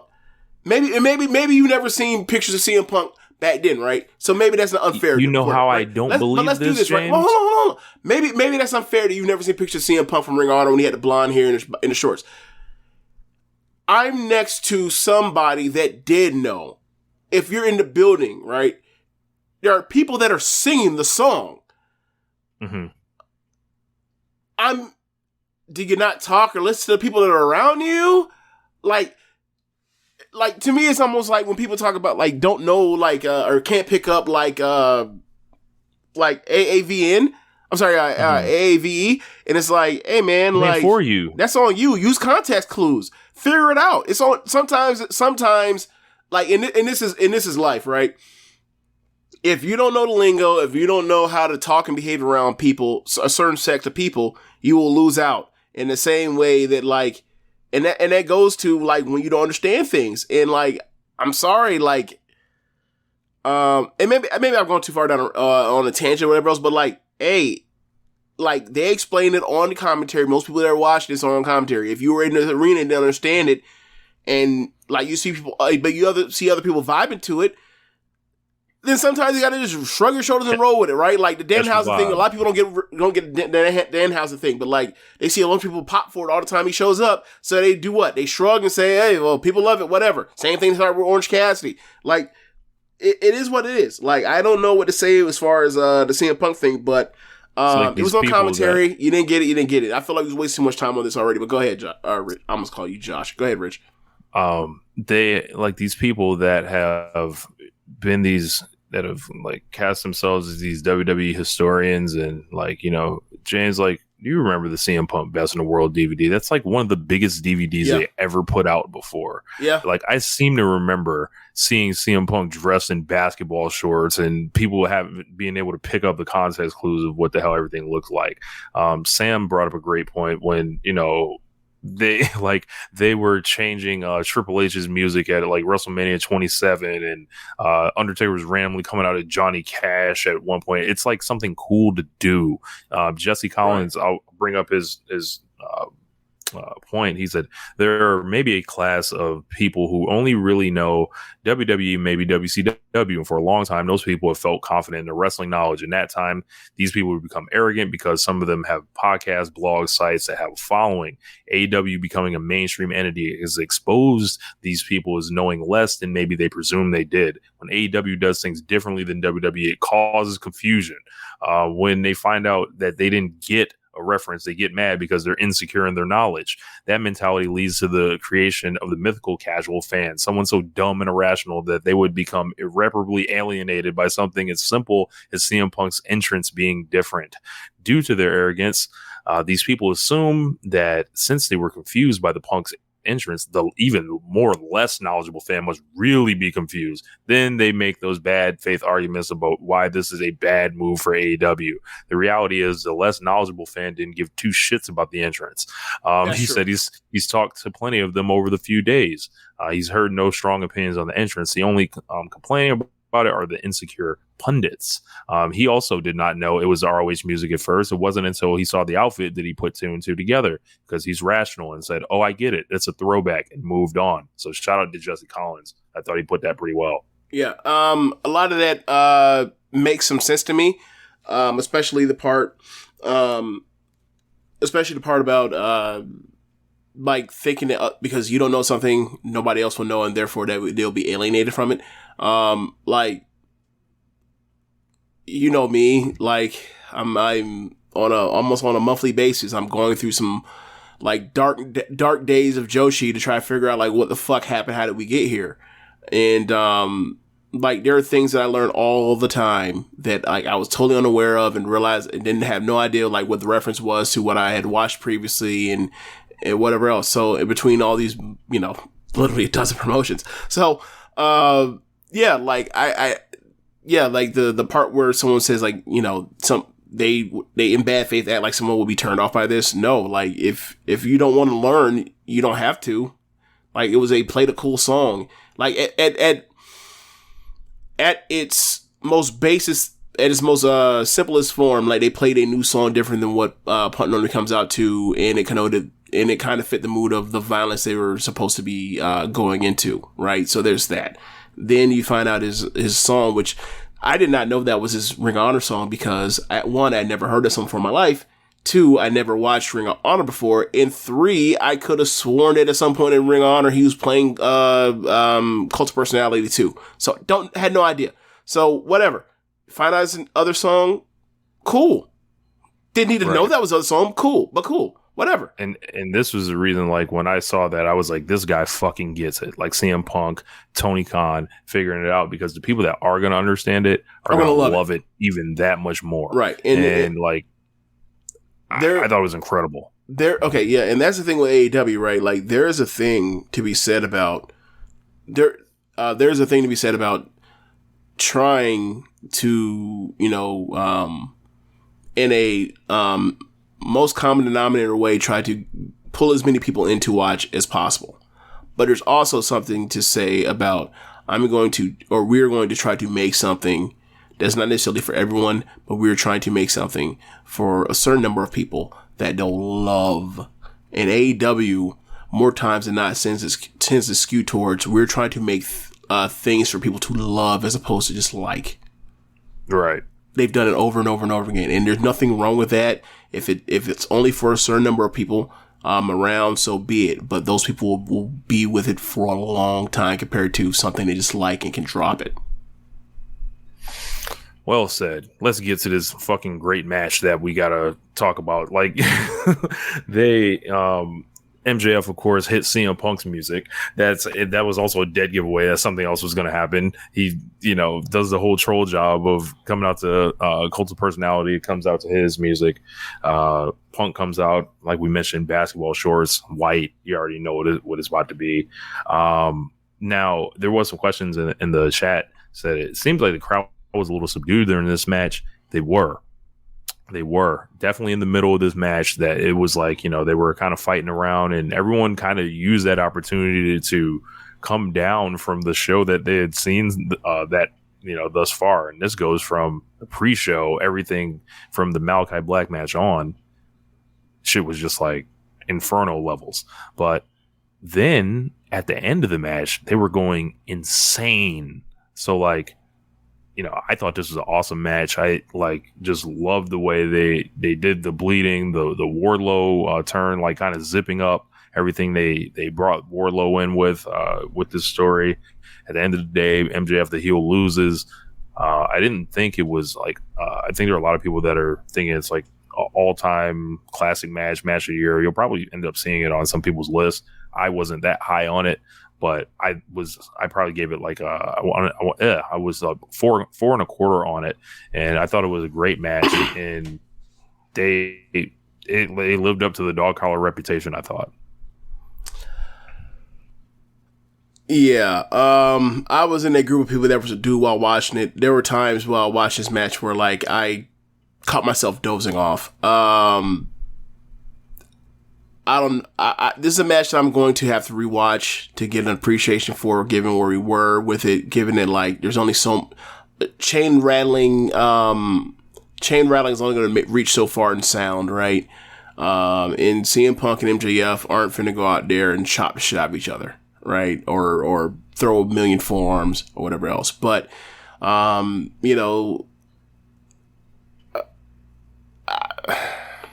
the match wasn't for me, but I'll give it a benefit of the doubt by giving it another watch, right? Like, I'm willing to say that like the match is probably better than I liked it, or better than I liked it on initial watch. Like, cause I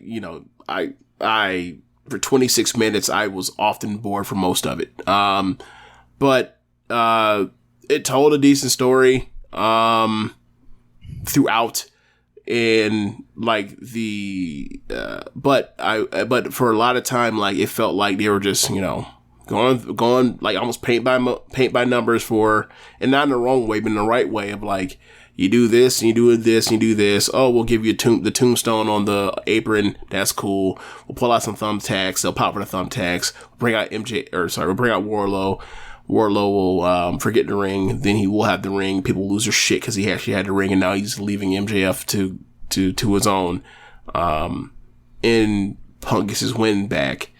And now we're headed towards MJF and Wardlow finally.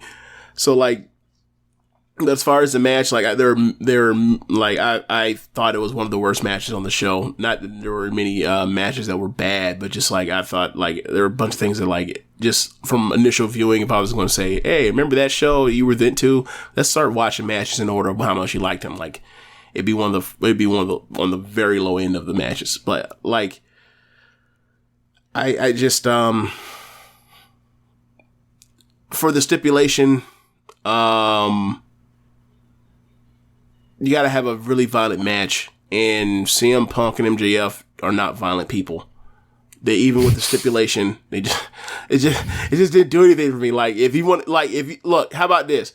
You tell me what would have made more sense, putting Moxley and Danielson or Kingston and Jericho in the dog collar, or letting them in a dog collar because they wrestle like they needed dog collars. Those two did not, to me. Personally, they'd had a match with the shit around their necks. That's funny. Yeah, I would suggest watching it back because, like, I thought by the end, like, it was just they were masters at working the crowd into a frenzy, and I think a lot of that comes down to CM Punk being just over on an ungodly level. Could they work the crowd for 18 minutes instead of 26?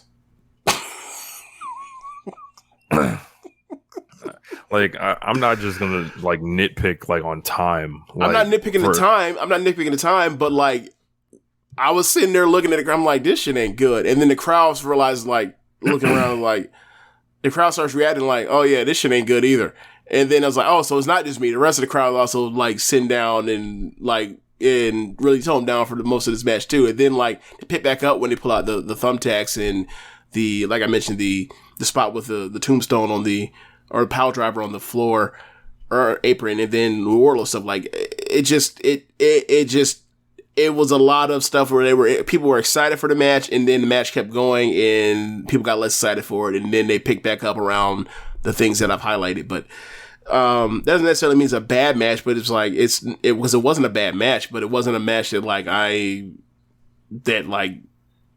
grabbed and captivated me in the way that like the other stuff on the show did left and right. So we had up next, we had Britt Baker against Thunder Rosa. For the record, I like the first match. I like their first match with the two falls that MJF won more than this one. I'm the opposite. Okay. So we had Britt Baker against Thunder Rosa for the AEW Women's title match. This one went 17 minutes. Britt Baker retains the title with the House of Torture getting involved over and over and over again. We kind of laid it out last week that this wasn't. Did you just call them the House of Torture? I did. So they we laid this out last week of saying this was on the table. If Thunder Rosa could, like there was talk that she could lose this one, and they're going to be in San Antonio in two weeks, and then later on in the show, they essentially gave it, the idea, like they essentially told you what was happening. They had Thunder Rosa square in the middle of all the advertising. So this is like one of those things where they just, it's like they give it all to you. Like it's like they give it to you. They give it to you before they book it, kind of. And it's like, oh, okay. I mean, like I get you, but for me, it only really makes sense now that if they've kind of shown us this one part, there has to be something else that isn't there that they're not showing us, like a cage match stipulation or something like that. But as far as this match goes, this was not good. This one, I feel like I was sitting there like, what was happening, and just hanging out. And, Thunder Rosa was firing up, trying to go through all, the heaters on the outside. I don't think Britt of late has really had it going. Her match with Rio, some of the other matches that she's had have just been not her best. I haven't really dug what she's had going on pretty much since the Statlander match, I want to say.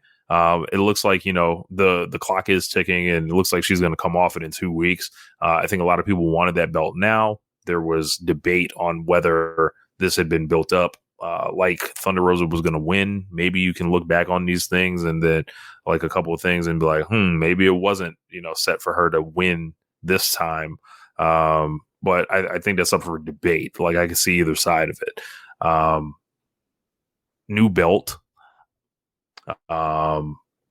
Yeah, and it looks like one of the Mid-South titles is huge now. So I guess the people that cared about that, whatever. What do you think of them just Britt just showing up with a new belt instead of like somebody unveiling it and saying like the next, what do you think of that? I don't care either way because like sometimes like when you're like, hey, I think she did that the last time. Oh no, it was Sheeta that got the belt. They gave it to her on TV if I'm not mistaken, and she just came out with it here. So it doesn't bother me to do it this way. Like either way is fine. I don't think that the match wasn't anything to write home about. Nope. And I think Britt's drawing the ire of people right now. Match wasn't good. Given the layout, even if they wrestled better between the stuff, like you weren't going to come away with it with that feeling of you got a good match anyway. And you got to keep in mind, like it's following a 26-minute dog collar match. Like they set them, they put them in position. Like from my perspective, because you like the match more than me, like this was the dead spot of the show where like you have the Jade match, which wasn't bad, but like, or you can say it's barely good, whatever you want to say. Then you have the 26-minute dog collar match. You got this match. I'm like, yo, this is a stretch of like where it's like they have really brought it down, and hopefully they pick this shit back up. And they did, they absolutely did. But yeah, there was word after the fact that that this match, like the finish, got changed multiple times throughout the week, and I'm thinking maybe they were planning on putting the belt on Thunder Rosa here, and then they were going to come up with some wacky excuse to give Britt some bail, and they were going to do a final match. Like, probably, like, the interference was going to eventually, like, she was going to end up getting hit by the interference or something, and then, like, Rosa was going to, like, roll her up or some shit like that, and then she had an out, so then they had to have a final match in a cage or something like that in San Antonio. They decided, and it seems like they decided, let's just screw Thunder Rosa here and then put it on her in 2 weeks. Whatever. But it did, either way, going to this match didn't dissuade me to where it's like, if they're going to wrestle each other, they got to have weapons or something, or some special type of stip, because like them just in a regular wrestling match, like it is not good enough. It's not. So yeah, I would say, this is like one of the first matches I think in AEW history where I think everyone pretty much saw like a foregone conclusion for it, and then it went the other way. Like, I can't really think of too many other ones thus far, aside from something like maybe a Kenny and Pac or something like. But I would consider that kind of a different class. That's just like a shocker. This one is like, oh, we know like this is happening on this show. It's all led here. Maybe Private Party Young Bucks from the tag opening round of the tag tournament. Maybe. I was more referring to pay-per-view matches. Oh, gotcha. My bad. The match in a few weeks, it should be, what everyone was looking for here. It's got to be better than this, flat out. Like, they come out here and do this shit again, then, like, cancel Christmas. Yeah, discussions need to be had at that point then. And, they got two women's matches. This shit happen, they better cut, They better cut Butcher with a check and get some motherfuckers in to know how to wrestle. Because, bro, like, look at the rest of this show. Like, this is not close. Like, and I know people aren't supposed to talk about this or whatever, and it's supposed to be, like, these two women's matches on this show real quick. were so far away from the rest of the card quality-wise. And it's like, why? So, what I'll say is this, right? The Jade match, I like the Jade match more. Same. But there was a particular section during the Jade and Ty Conti match. I think it was section 118. that were living and dying by that match. Mm-hmm. And by the time they got to the Britt and the Thunder Rosa match, that crowd treated it as if that was just another match. I don't know if that was like friends and family in that particular section, or if that was like or if that was like some version of WWE Diva fans or whatever else that came for AEW and they love Jade, because I could see a lot of them loving Jade or whatever else, and then they got the Brit, and they don't give a flying fuck about Brit. But that section that was so live during the first one's match, for the second one, they were just like us. We were like, yo, this isn't good enough. It just wasn't. Right. So yeah, like I would suggest to Thunder Rosa and Britt Baker, they ain't necessarily got to try to have a stunt match like they had last year, but they better have something better than what they did last Sunday. I appreciate them for laying it out, being the 1 year anniversary of the same event of their famous match. I think that's pretty cool to book it out like that. But y'all got to deliver now. Like, no excuses. Like, because it's probably gonna be like the main event or the opener, one or the other. Right. And like we know, Thunder Rosa is gonna be over like a god in Texas. So yeah, licensed bitty bitty bum bum. What are we doing, TK? So yeah, wow, you stupid. Licensed to Salino. Now, what I will say is, they were, because the Thunder Rosa's music, like when she was in like on the Indies before and like in Tokyo Joshi Pro, like it's different than what it is that you hear here. But like there was a like AC/DC Barracuda chant for her at the beginning of the match, and I thought that was really cool. Thunder, thunder. That shit was cool. But then they started wrestling, and people didn't want to do that shit no more. Evaporation. The match wasn't matching the way it should have matched. So yeah. So up next, we had Jon Moxley defeat Bryan Danielson by pinfall. This went 21 minutes. This is another really good match. They're very physical, very violent. Strange finish at the end. Actually, I glossed over one other thing that happened. We had a big debut here on this show. So Tony Schiavone's standing out there, and boy, apparently he's got a contract like in his hand, and it's like hanging over, and everyone can see the name that's on there. This is what people on TV are saying. But we get the debut of Swerve Strickland in AEW. Swerve comes out, suit, crowd pops. They're still trying to get used to the theme song. I think the theme song is going to get over. It is. So, shouts out to him. I know everyone's going to ask. I did not do anything with that song. So, but I think it's going to work. And he came out with the suit on, dressed the crowd kind of a real cool fashion. Feels like he's a babyface right now, which I like for Swerve. I like his babyface work. Even though his heel work, like stuff he was doing in Defy, was awesome too. I would like to see him be a babyface in this company, just because I feel like people like him and they want to cheer for him. He can do whatever he wants. Like, I've seen him as a babyface. Like when we saw him in Evolve, when we saw him versus Sabre in 2019, when we saw him in the beginning in the Cruiserweight, whatever the hell they were calling the Cruiserweight, like version of the G or Best Super Juniors at NXT. He's a great babyface. He's a great heel too. He can do whatever he wants. He's that kind of talent. Yep. So gets the Who's House, Swerve House going. Crowd's reacting to him like he's a superstar. I feel like it kind of goes without saying. Like, I think he's going to kill it. This is where he's belonged.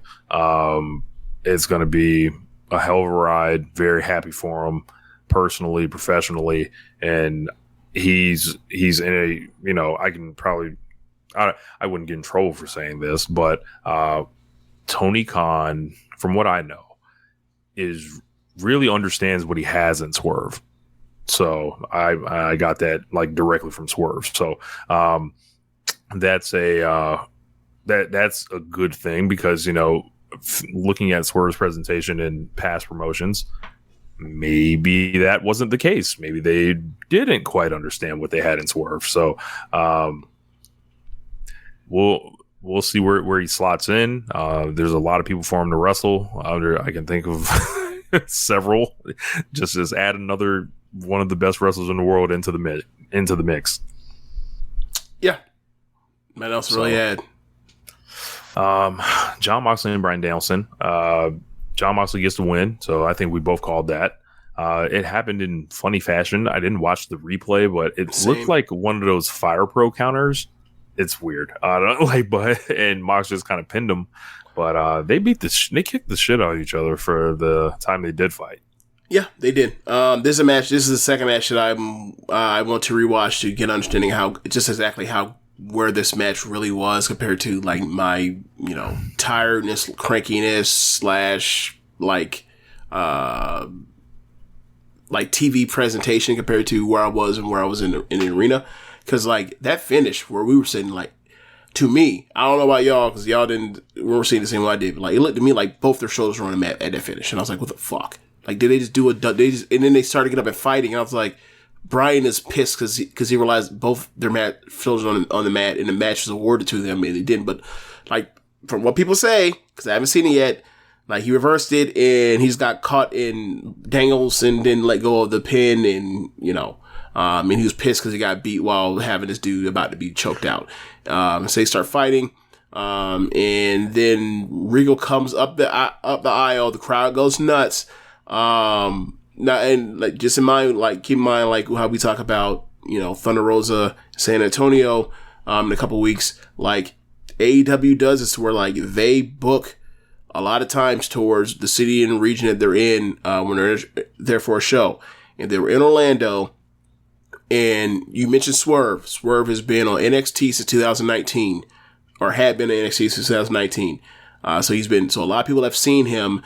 Not as many as there would have been had there not been no pandemic, but a lot of people have seen him, right? They bring Regal. Regal has been with NXT since the beginning. From Tampa all the way to Orlando. That man is Central Florida wrestling, right? Right?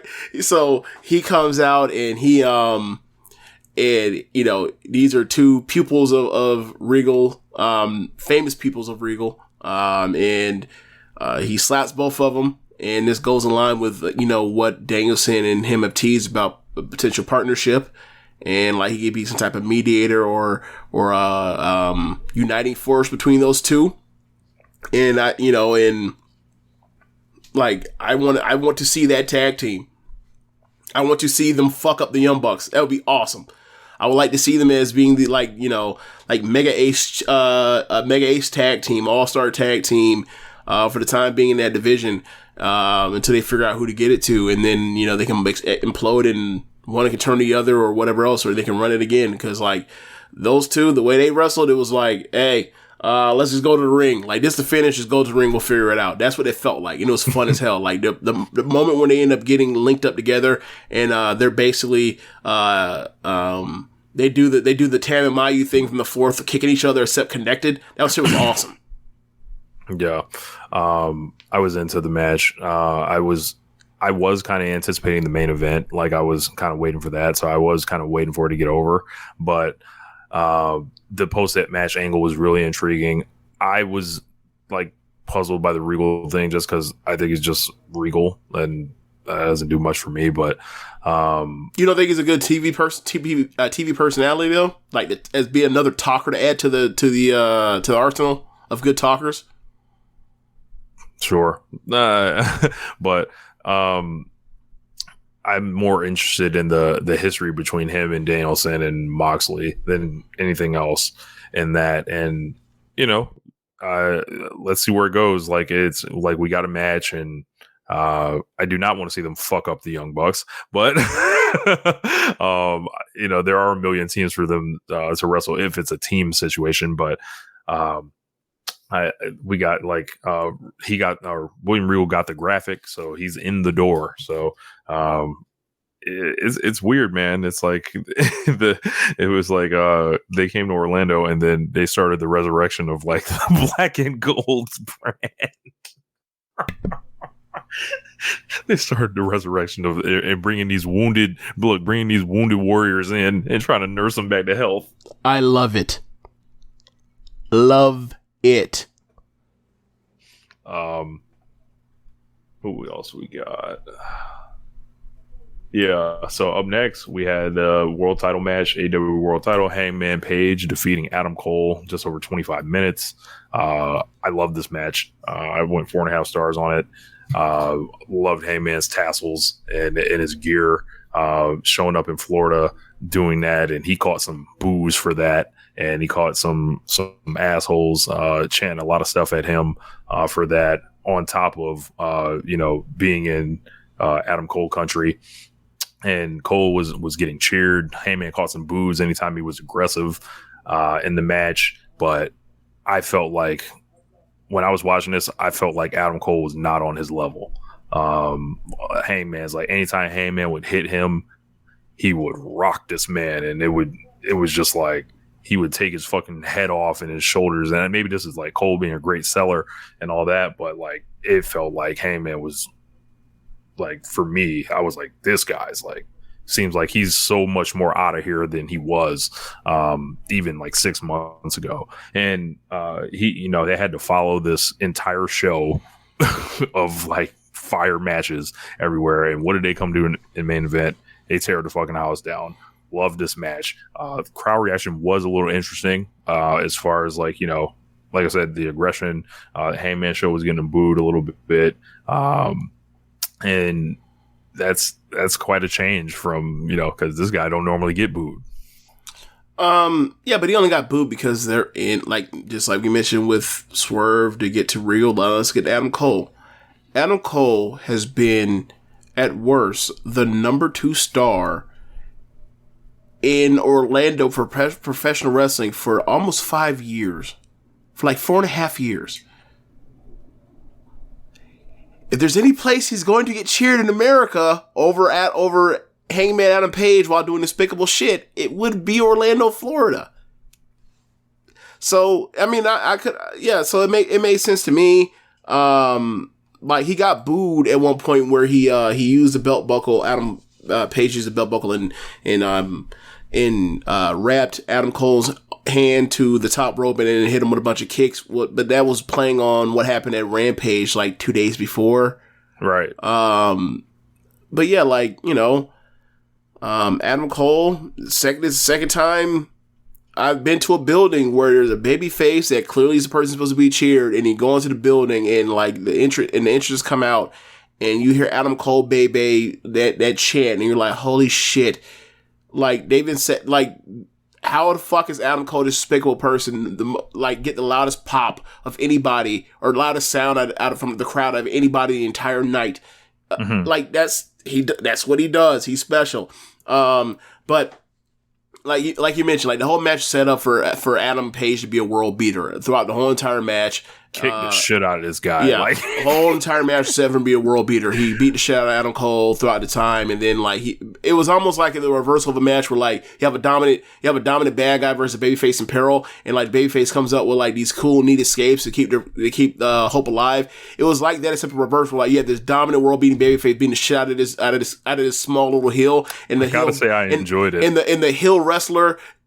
Somehow heel veteran wrestler comes out with like these cool nifty things to keep the match alive for his sake, and then like ultimately it gets too far out of hand, and then the goons got to come down, Undisputed got to come down. Red Dragon need to come down. And it's so funny because like this shit turned into like a far less good version of that first Adam Cole Gargano match from New York that we were in the chance for, where it's like, calm down, he's gonna have to foil all of them, and they played off that same finish. They played off the same finish that they did a little differently, like the same thing where it's like he has to clear all the Undisputed dudes out. Adam Cole's gonna get in here. He's gonna reach back in the ring and he's gonna hit him with some moves. It's it's over, but the babyface is gonna kick out, and then he's gonna. But instead of like Gargano, he found his own way to then put away Cole, and it was really fun. Yeah, I'm with you. I gave that match 4.5 as well. It was a takeover main event. It was fun. I've missed takeover main events, like the good ones.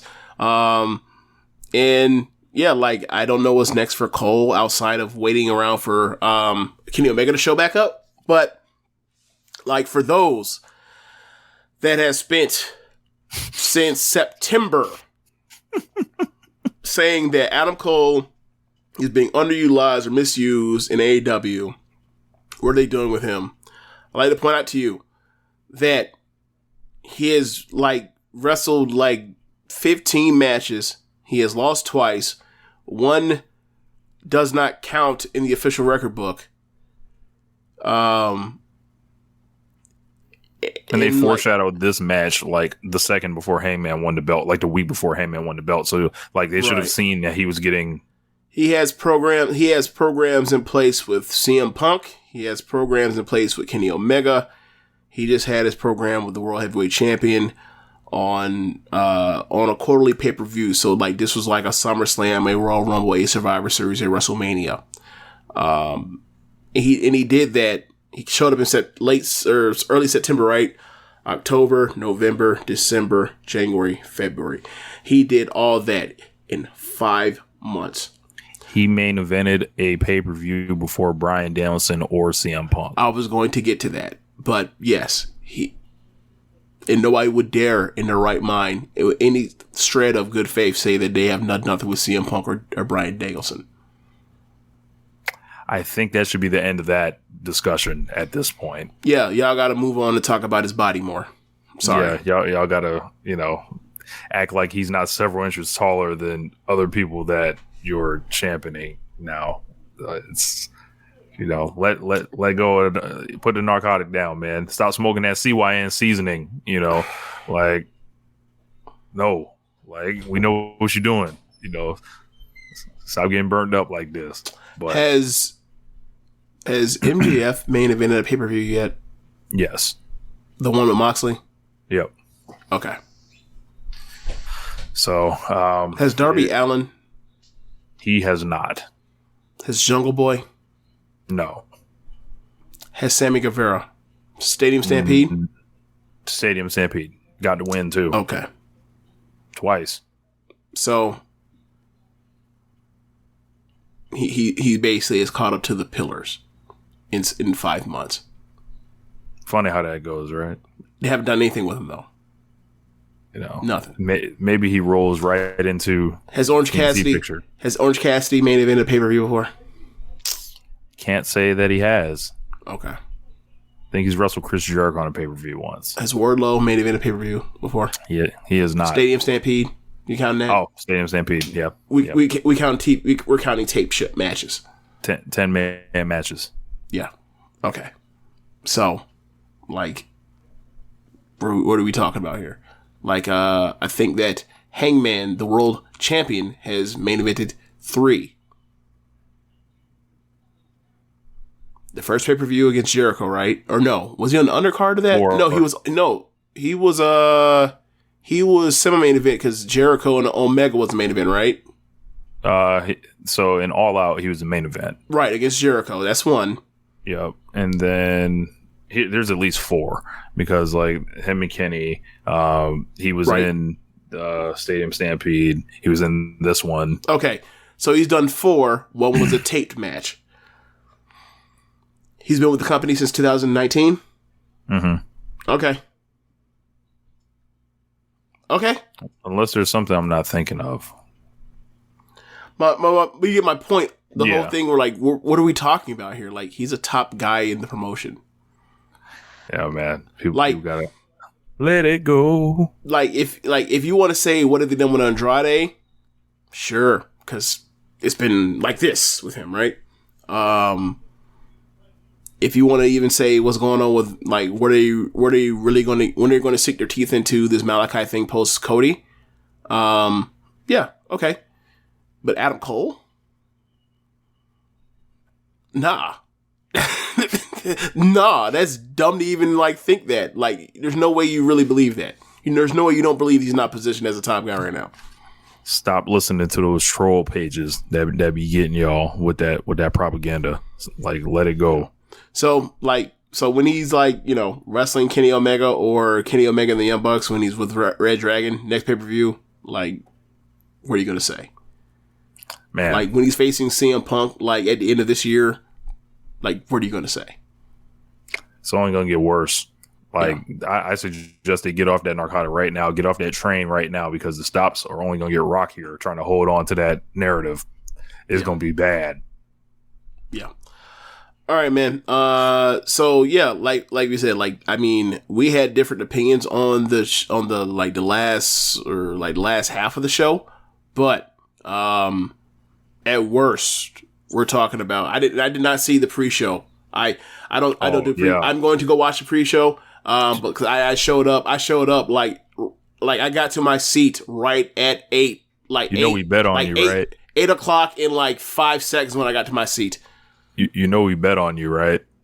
What do y'all bet? What time you would get in? I put 8:10, so I lost. 8:10? Yeah. Okay. Yep. Well, did you bet 8:10 because I showed up to Revolution in like 8:04? I just picked a random time. Who picked 8 on the dot? I would have to text the group. We can find this out. Okay. Okay. But you knew I wasn't showing up for no damn pre-show wrestling. You knew that. Oh, for sure. It was going to be 8 or after. Like, yeah, exactly. I try to show up in a short amount of time where I can just get right to what I'm getting to. Like, I don't like being. I'm a jerk. I should aim to try to be, on time, so when I'm on, early, so that when I'm, a little late, I'll show right on time. But no, I don't even do that. I just want to show up to where, like, I don't feel like having to sit down for a second and look at my phone. I just want to get straight to the shits. So anyway, great show. Tons of great matches. Maybe the third best AEW match show ever. Maybe the second, except for debate. It's the like front one for best show so far this year, though. Yeah, I think it's the front runner right now. Yeah, I think and we had talked about we had a text conversation. It was like AEW. I think there was an argument like maybe they were a little bit slow out the gate at the top end. Well, they came out tonight and decided they needed to procure the stars. So. I know Big Dave is going to go crazy this week, so he's going to be insufferable. Y'all might by Thursday. I may as well like turn off y'all Twitter feeds because already know how he is.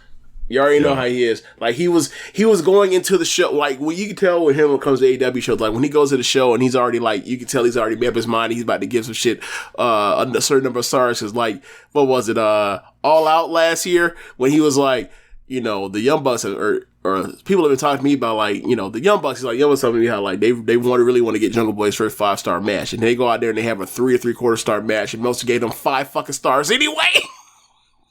So I'm telling you, be on the lookout. Like that I gave it 4 3/4. It's not a big deal to see him give it 5, but like that's just definitely getting 5 from him. Definitely getting 5 from him. Yeah, definitely.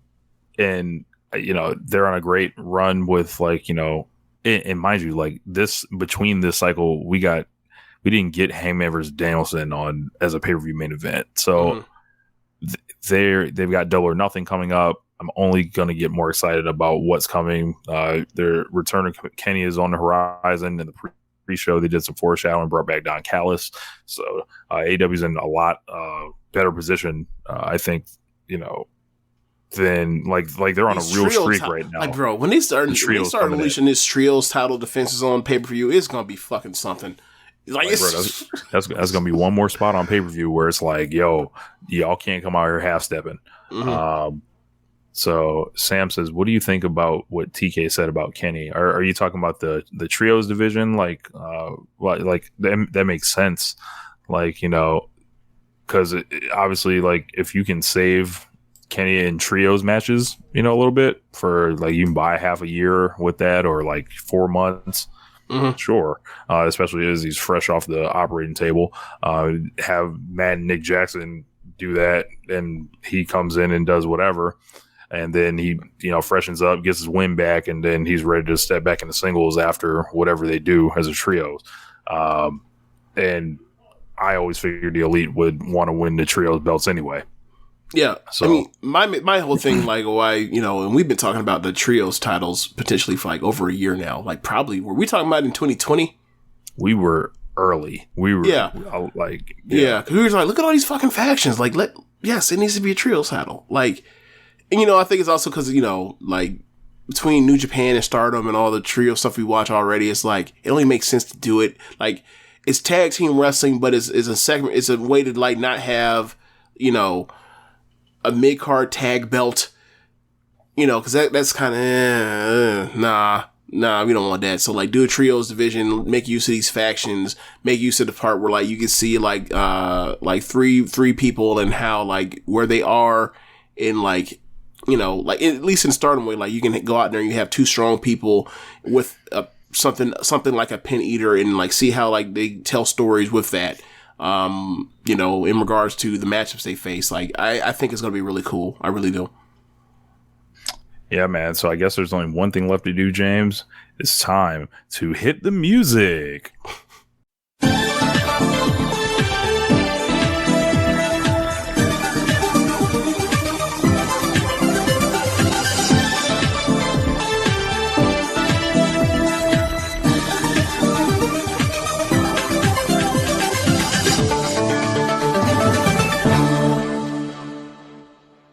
Okay, so Rich mentioned this last week as we were talking about how loaded and talented Natsupoi is in regard to the Stardom roster, and even in a roster that's that loaded, like she is a force to be reckoned with. So Rich suggested that we do a faction draft to kind of even up this roster because it is very slanted as far as popular people being clustered and talented, and the most talented people being clustered together. It's like Donald Amando has 8 people. They have 5 people that should be getting, like, they have at least 5 people that should be pushed, probably 6 people that should be getting pushed as featured acts. And then you look at something like Oedo Tai, where it's like they got 2 people. So I don't know what Rich suggested that we do this draft, so we're doing it today. Rich, do you have an order in mind or the rules for this draft in mind? Yeah, you told me a little bit. I was thinking there was 2 ways we could do it. We could do like an auction variant, I would say, where we're bringing each individual wrestler up. Doesn't really matter the order, and then we assign them, or we could just pick at random, like we would say, hey, on Mayu Iwatani's behalf for stars, we select this person, and it is whoever we pick. I think we chose to do the auction version. So what I'm going to need, James, is the list of faction leaders, or I need we've got Cosmic Angels. So this is how I normally do it, because I go from baby faces down. Yeah, so I start out with stars. So for stars, that would be the leader Mayu. Their number 2 Hazuki. Okay, just Mayu. That's all we need. Okay, yeah. Then after that, the second babyface bunch, Tam, Cosmic Angels. Yep. Then I get to the neutral action, Utami for Queen's Quest. Okay. Then I get to this babyface faction that is being made neutral because they have a heel as their leader in Julia. Del Mondo. Okay. And then I put Natsuko last because she's the worst. We ain't give that over to Starlight Kid yet. She's the faction leader. I mean, I'm not. She makes decisions. It is what it is. Like, obviously, she's not the most over person. She's not even the second most over person in her faction, but they gave it to her. We have 5 units. It looks like. Yes, we have 5 units. I'm pretty sure there'll be 6 soon. Like probably after Sumo Hall weekend. Okay, I'm going to pop these factions into a randomizer to get an order. Actually, no, we're not going to do that. We're just going to nominate the rosters. So I have a roster list here. It has 27 people. That's not including close to. No, that's not enough people. Hold on. There's way more people. There's like 30 right now. There's 31. Oh, okay. Because I'm looking at Cage Match. They must be missing some people. Okay, so Mina's never on Cage Match for some reason on the Stardom roster. I don't know why. It's been like that for forever. Okay. So Mina, let me just write her down. I can give you the names. Okay, yeah, give me the names that aren't on there. All right, so going through the star stuff minus Mayu would be Hazuki, Kaguma, Giant Saya, Ida, Hanan, and Momo Kogo.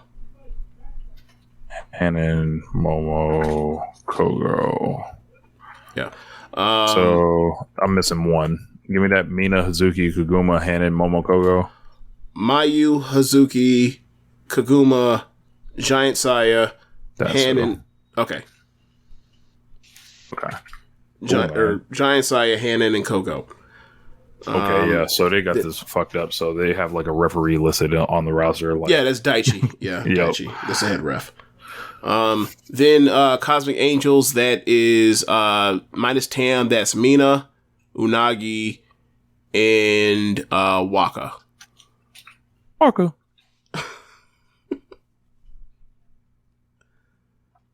All right, cool. Yeah, Waka was not on the list either. Neither. Or Unagi was. Okay. Oh, yeah, both of them were. Never mind. Okay. Then for Queen's Quest, minus Utami, it'd be Kamatani, Azumi. Kamatani, Azumi. Lady C. Seku C. Yeah, Social C. And Hina. Okay. Then you get to Don Domando, and this is going to take a while because there's 8 of them. They need one more so they get the full Wu-Tang. Need the full Wu-Tang. But Shuri, of course. You know, the co-leader of Donald Armando. Right. Micah. Yep. Hameka. Nasapoi.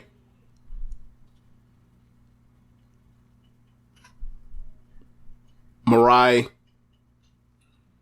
Okay. Tekla.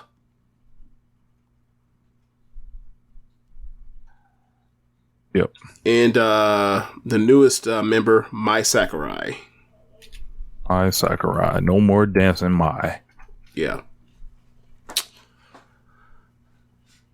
And then we got Oe. Yeah, Oedo Tai. So Kid and Momo.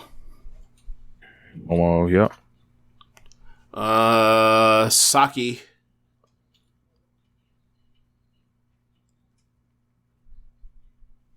Fukigen Death. Just call her Death, of course.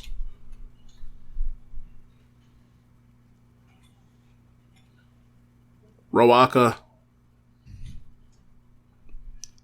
And Rina. Okay. Now, do you want to add Kyrie into this or not? Yes. Okay, so throw Kyrie in. So I have 4 units. So that's Queen's Quest, Donna Del Mondo, Cosmic Angels is just the Mina and Unagi. And who else? Mina, Unagi, and Waka. Okay. And then Hazuki, through Giant Saya. Okay, cool, man. So we'll go ahead and... You said we have 5? How many? You said we have 5 units. Yes. Okay, just want to make sure. So in the interest of splitting these people up, we're going to do the units in people in order to send them all to different people. Wait, so what you want to go basically faction by faction and split them up? Right.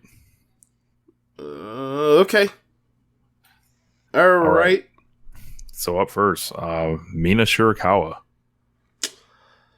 Okay, so are we going for fit, or are we doing for just like split, just break it up and make it just like a completely even rosters? Are we trying to make it? or are you trying to make it like at least fit like the aesthetic or ethos of factions?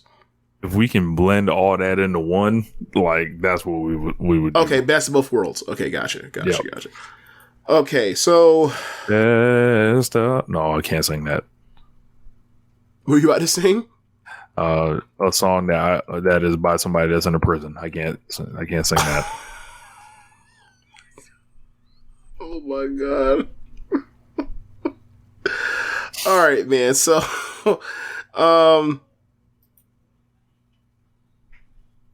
okay. So, now, you said Mina was where we're going to start.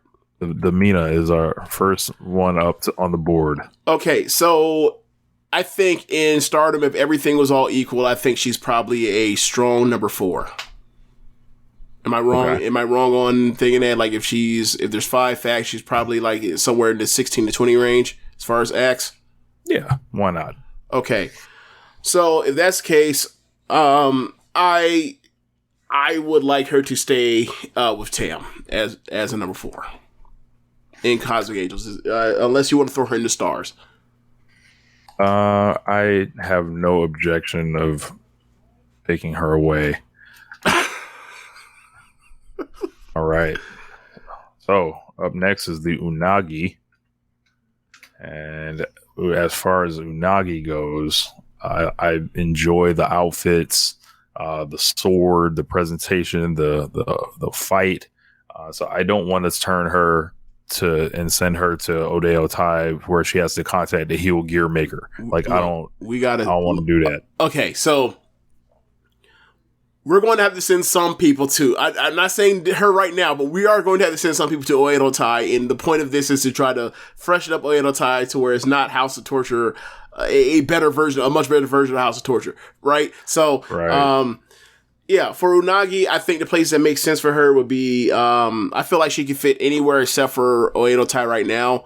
I think that she's probably best suited as a number 4 on a roster. But I think the place that makes the most sense for her right now would be Stars or Cosmic Angels. So I'm going to say move her to Stars.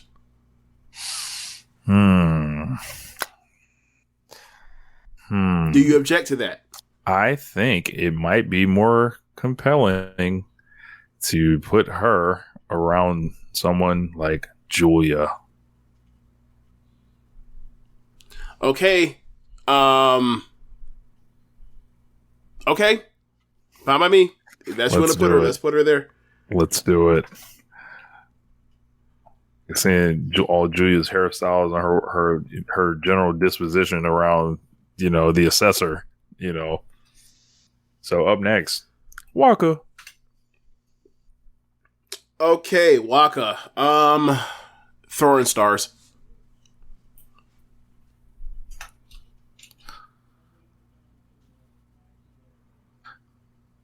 Waka to Stars. So, Cosmic Angels has been redistributed like socialism, and Mayu has picked up Waka. Tam has retained the Mina, and Donald Del Mondo has picked up Unagi. So let's move on to Stars. So up first, Hazuki. Okay. I got one place for Hazuki. She, given her history, she makes sense in Oedo Tai or Queen's Quest, given that she's been both already. Stars is the bigger stretch for her. Like she is while she is a fiery person that can get the crowd into her wrestling, she is very much into she's very much. If she seems to give off the, if I could, I would never do a promo ever in life ever again. Not that she's not a good promo, because she's a thoughtful promo, but like if she was up to her, she would never do promos. And there was a good stretch, Oedo Tai time when they were at their dirt worst before, Starlight Kid said, hey, like the point of this is to try to like make money, where they just wouldn't refuse to do promos ever. I just show up and wrestle. So, I am going to say either put her in Queen's Quest or put her in or put her in Oedo Tai, because either one she's already done, and I've seen her be very good at both. I wanted to send her back home to Oedo Tai. So can we make her the captain? Can we make her the leader? Sure, there can be some overthrowing. Why not? Okay, cool. All right, so up next we have the Bear, Koguma. Where are we sending the Bear? Like I have the temptation to send all the goofy people to Julia just to drive her insane. She's 26. I think that she's at the perfect spot for her. Like, I mean, I'm sure she could be in, let's say, Queen's Quest, but no, she can't. She can't be in Queen's Quest. They dress too good. Obviously, this comes with new gear. Don't be a jerk. But yeah, like, I think that the appropriate place for her is for her to stay in Stars.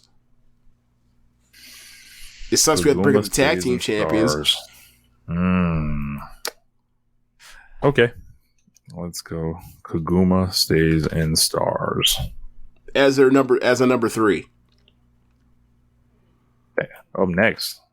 Or actually like a 3A, 3B between her and Unagi. Like, obviously Koguma's a much better worker, but Unagi is a draw, if you will. So up next we got Hannon. Shown great growth the last couple months, I'd say. Yes. I know where I want to put like somebody that's super young. Yeah. To learn from somebody that was also super young in their career. Yeah. I mean, any of the 3 sisters, it could be in Queen's Quest. Like, for example, Hina is in Queen's Quest right now. Like, she's just not on the shows right now for whatever reason. But yeah, if we're going to go without the 3 sisters, let's put Hannon in Queen's Quest. Hannon goes to Queen's Quest. All right, up next we've got Momo Kogo. You're going to have to help me out with this one, James. Momo Kogo can only go 2 places.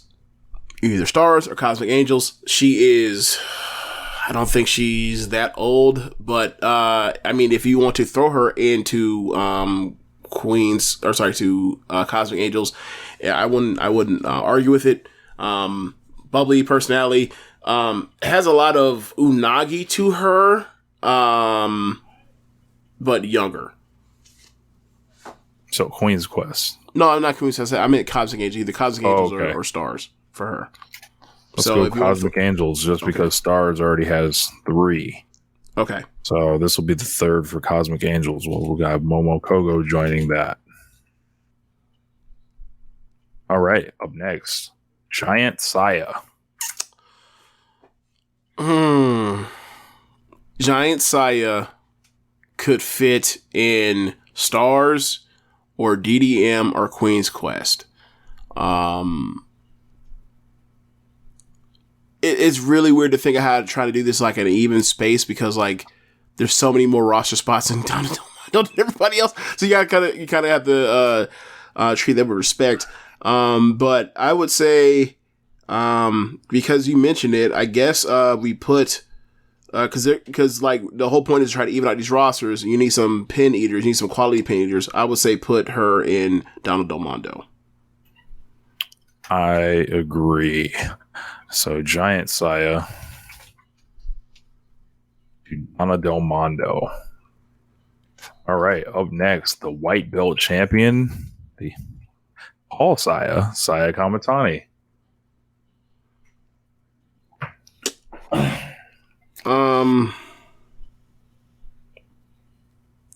The place that makes the most sense for her would be Queen's Quest, where she already is, or Cosmic Angels, or Stars. So you decide between those 3 options.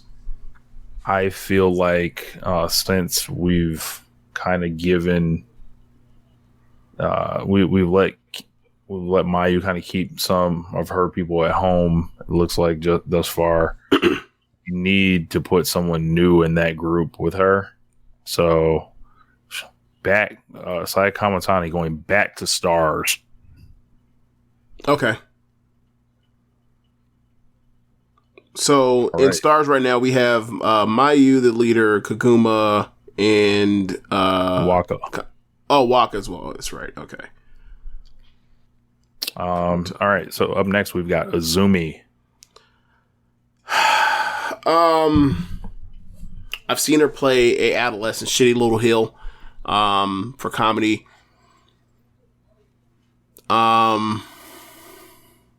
James, it's really hard to imagine her anywhere else other than Queen's Quest. It really is. But James, the only thing we can do with Azumi is like she's obviously gonna we just need to flip her and Starlight Kid exactly around. That's all that needs to happen here. Fine, let's do it. Put her in Oedo Tai. I hate this so much. The only benefit to this is like she's back reunited with Hazuki like she was when she was younger in Queen's Quest with EO. Fine, we'll put Azumi in Oedo Tai. And should I just move Starlight Kid to Queen's Quest right now? We'll do it when it comes up. When it comes up, okay. We'll do it then. Okay, Lady C or Sexual C. Okay, so for me, before she ended up in Queen's Quest, she had teamed with everyone. Like she teamed with everyone but Oedo Tai. Like she did a bunch of tag team stuff with Micah. She ended up came out with like the side thing that Micah has on the side of her gear. She has a tag name with Himeka. They're called the Sky Trees. It's in reference to a set of twin towers in Japan. And then she tagged with Utami a number of times. And she tagged with Mayu a number of times. She tagged with Tam a number of times. She could be anywhere below Oedo Tai as far as fit for me to make that makes sense to me. Before she ended up in Queen's Quest. Looking at Donna Del Mondo, we have Julia with Unagi and who else? Julia, Giant Saya, and Unagi. All right, so because they have a larger roster, I suggest throwing her there as a place to put someone that's going to eat pins for Julia and whoever else in Unagi and whoever else we throw in here eventually. I think that makes the most sense to me. Fine with me. Okay, so up next we have Hina.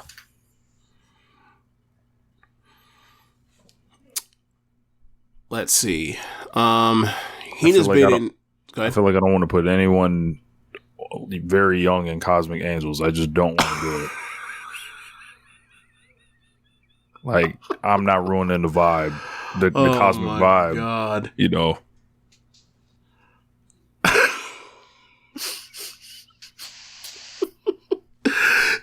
Like,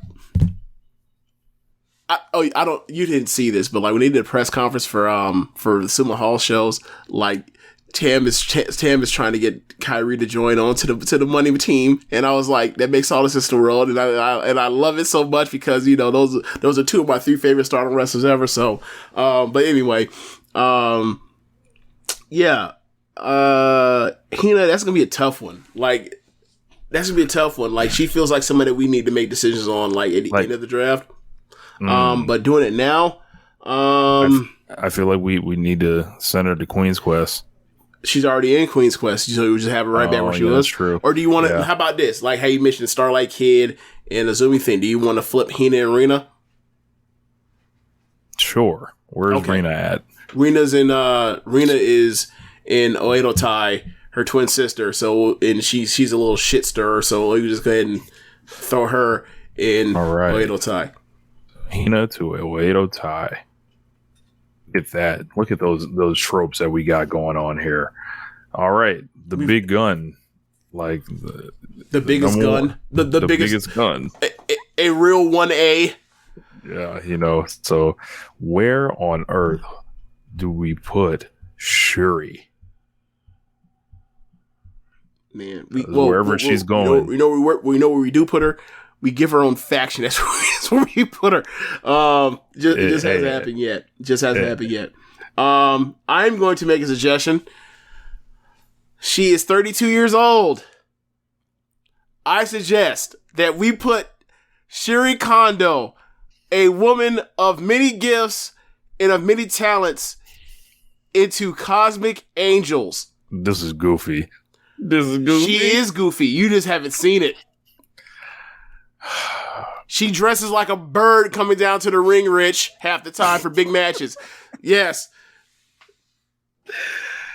This man's trying to make Shuri subservient to Tam. Like as opposed to being subservient to Julia. I see the agenda, James. As opposed to being subservient to Julia. See, I was thinking I had an alternate idea.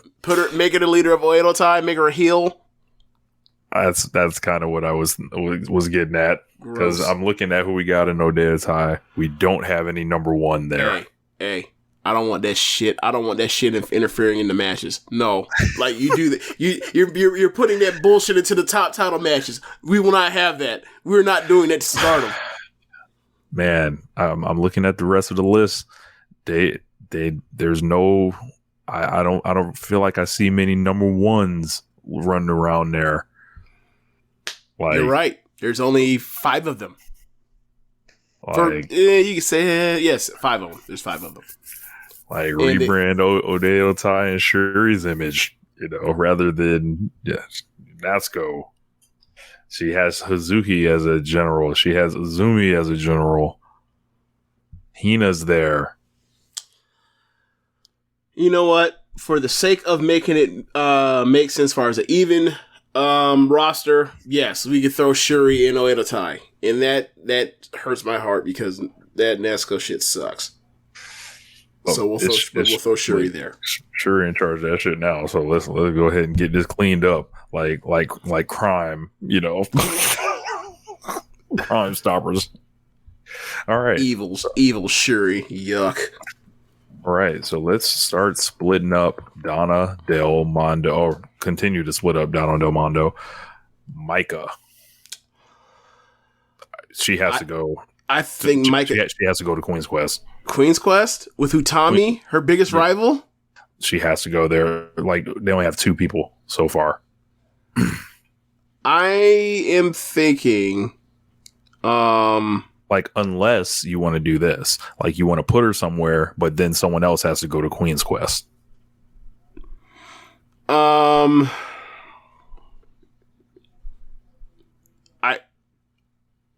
am thinking of putting Himeka right after her into Queen's Quest.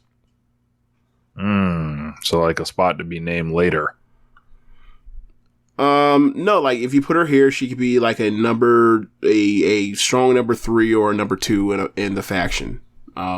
Split or in that way. So where's Micah going? I'm trying to figure that out now. Okay. Stars. All that stuff too happy for Micah, it feels like. Oedo Tai. We probably would have been better off if we had did this like where we went like ones like faction number 2s and the faction number 3s and faction number 4 as far as trying to figure this out. Now it's getting hard to try to figure out how to slot this stuff. I'm going to say we keep no. Where would you want to put Micah? Queen's Quest? I would want to put her in Queen's Quest. Okay, let's put her in Queen's Quest. Like she gotta just drop the beef with Tommy for a moment. They can always get back to it. Up next, very interesting, Natsupoi. That's probably very overqualified for their current position. So yeah. Damn, we put Kamatani in Stars. I feel like there's only a natural fit. The only thing is they hate each other. Yeah, but it would have made more. It would have made more sense if we had put Kamatani in Comms Angels with Tam, and then we put Natsupoi in Stars. But we're gonna have to do it differently. So yeah, let's put let's put Natsupoi against her will back next to Tam, and they're going to have to make up after all them years of icy cold resentment towards each other, or jealousy, or whatever you want to call it, heartbrokenness. Yeah, we're going to put Natsupoi and Cosmic Angels. All right. Up next, we got Himeka.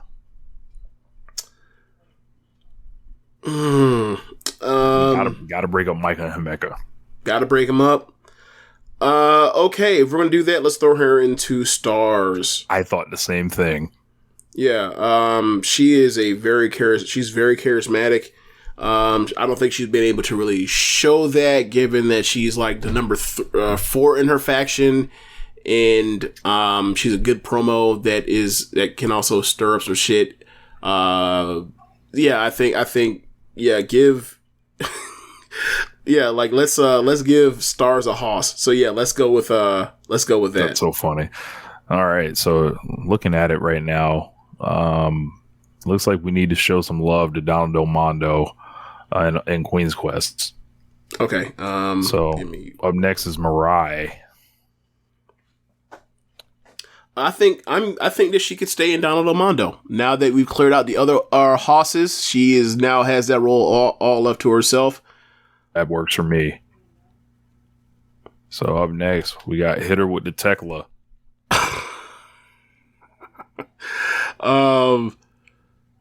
I think that she makes, outside of Donald Del Mondo, she makes sense in Queen's Quest. I was going there as well. Like, she can kind of, at the moment, she assumes the number 3 role. And yeah, that goes there. All right. Next. So some housekeeping real quick. So Stars right now has Mayu, Kamatani, Himeka, Kaguma, Waka, Saya Kamatani. And Saya Kamatani. All right. So I'm sliding this to where like I'm putting it in order to where it makes sense. Where it's like Kamatani's number 2, Himeka's number 3, Kaguma's 4, Waka's 5 right now. Cosmic Angels is Tam, Natsupoi, Mina, and Kogo right now, right? Yes. Okay. Queen's Quest is Utami, Micah, Tekla, and Hanan now, right? Yes. All right. DDM is Julia, Unagi, Ida, and Lady C right now, right? Plus Mirai. Yep. All right. So. Okay. And then Oedo Tai is Natsuko, Hazuki, Azumi, Hina, and Shuri, right? Right. Okay, so let me go ahead and put Shuri right there. Okay, let's continue. Sorry about that. All right, we got Mai Sakurai.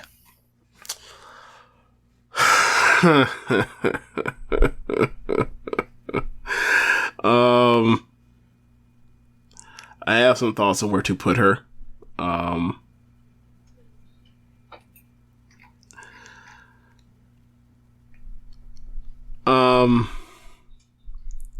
You know what? I had one thought to be funny, but in all honesty, I don't know where to put her. I think Stars make some sense, but I feel like, let's see, we already have 5 people in Stars. We have 4 people in Cosmic Angels. We have 4 people. You know what? Let's leave her in Don Del Mondo. Yeah, let's do that. Alrighty, my stays in DDM. Up next, this is ceremonial selection. Starlight Kid going to Queen's Quest as a result of the Azumi provision. Or excuse me, the Starlight Kid Azumi provision. Yeah. That helps Utami out a lot. Yeah, gives her number 2. Yeah. Alrighty. Up Mike next, is a hell of a 3. Jesus. I mean, she already is a 3, but, you know. Momo Watanabe. You already know where I'm going with this. We look. It's time for Momo to learn how to dance with that pouty face. So, wait. So we are going to put the 20. We're going to put the soon-to-be 22-year-old in the Cosmic Angels. They're gonna have to hand it down to somebody. So, you already got Nespa to hand it down to. True. Where else do you see her? Okay. I don't want to send her back to Queen's Quest. No, right. I think she would work best right now. Looking at the roster, they need somebody else at the top of the card that can have great matches and someone that immediately has respect with the crowd. I think she fits best in Donna Del Mondo right now. Because if you look at it, it is Julia, Mariah, and Unagi so you have Mariah and Unagi as the 2 and 3 in Donna Del Mondo. That's pretty weak. Yeah, I'm with you. Omo Watanabe joining Julia. Man, two assholes of a different coin. Jesus. Alrighty. Saki Kashima. Let's put her in Cosmic Angels. You know you want to do it. Oh yeah. They do need another person. Yeah, you can turn her back babyface. I mean, I had a different idea for Cosmic Angels myself. Okay, if you don't want to do that, where do you want to put her? Put her back in Stars with Mayu, and Mayu can torture the shit out of her for turning on her. That would be pretty funny. But she might be best fit as depth and where she's at in Oedo Tai. Okay, they do need an adult jobber, so that can go. Or adult pin eater. I want to say necessarily jobber. So yeah, we'll put her there. Alrighty, up next, Death, the Cosmic Angels. Let's go, baby. That's fucking hilarious. Yes, yes, put Death the Cosmic Angels. Yes. Can't say she's too young for Cosmic Angels. Yes, she's the oldest person on the roster. That's fantastic. How did I not see you were setting that shit up? This is fantastic. All time. You know, you're like, you and me together, we're delicious. Like, me and you together, we're death. Like, she could go back to being like Gokugen Death. She could be like the star when she was dressed as stars. That's what she could do. Except as Cosmic Angels have watching her dance as a clown. Yes. Yep. And then, like, when they all gotta like support Death for a day, they all gotta paint up like clowns. Oh my god! Alrighty. Mina will do it. So don't. She came out as a clown that pay-per-view match against Tim. Remember that shit? Like, what the fuck is on your face? All right. So what's next? So we have 3 picks left. Okay. We have 2 smaller selections, and then we have another ace. So okay.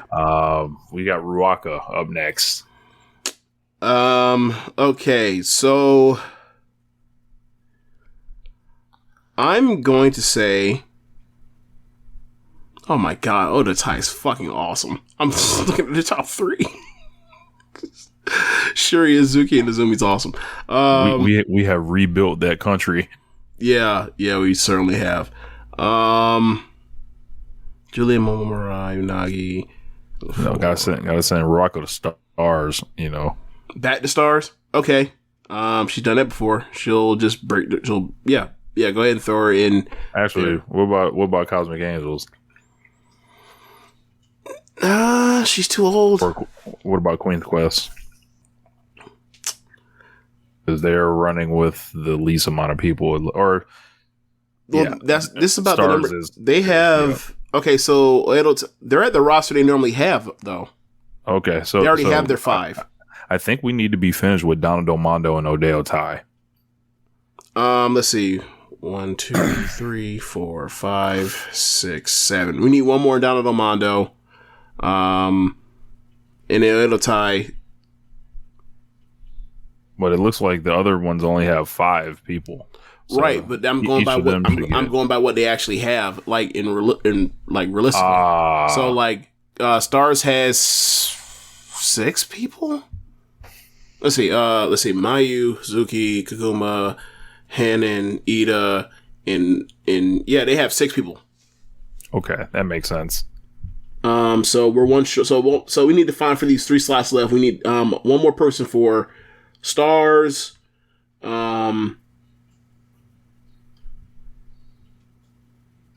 Did we overdraft? Okay, so No, I don't think so. Yes, we did. We put one too many people in. Cosmic Angels, there's only 4 right now. They had 5, and then Mai left to make 8 for Don Belmondo. All right, so at this point, let's make the roster more even. So, like Cosmic Angels, we have 5. Stars, we have 5. QQ, we have 5. All right, so everybody needs basically 6 people. Right.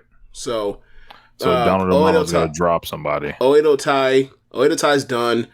1, 2, 3, 4, 5, 6. We have 7 people in Donald O'Mando. So one person got to drop. And then, actually, no. We just need to assign the 3 people to Stars, Cosmic Angels, Queen's Quest. We're done with Cosmic Angels, though. We already have... Okay, so basically what I'm saying is either we could give them all 6 people, right. With one person being with one extra person being a 7, right? Right. Or we go with the numbers that the roster that those factions already have. And if we do it that way, where we get rid of, or we do it that way where everybody has the numbers they have going in. When they came into the draft, then we got to drop Death from Cosmic Angels, because then that means all we have to do is undo one thing, the last thing we just did. Gotcha. So let's just undo the last thing we did, like take Death out of Cosmic Angels. Oh my god, it was funny as fuck. It was. Let's take her out of there, and then we'll figure out and then we'll put her somewhere else. Oh man, Death. It was a good run. Yes, it was. All right, so we can put her in Oedo Tai or Stars. Death got to go to Stars. Okay, so all right, Death goes back to Stars.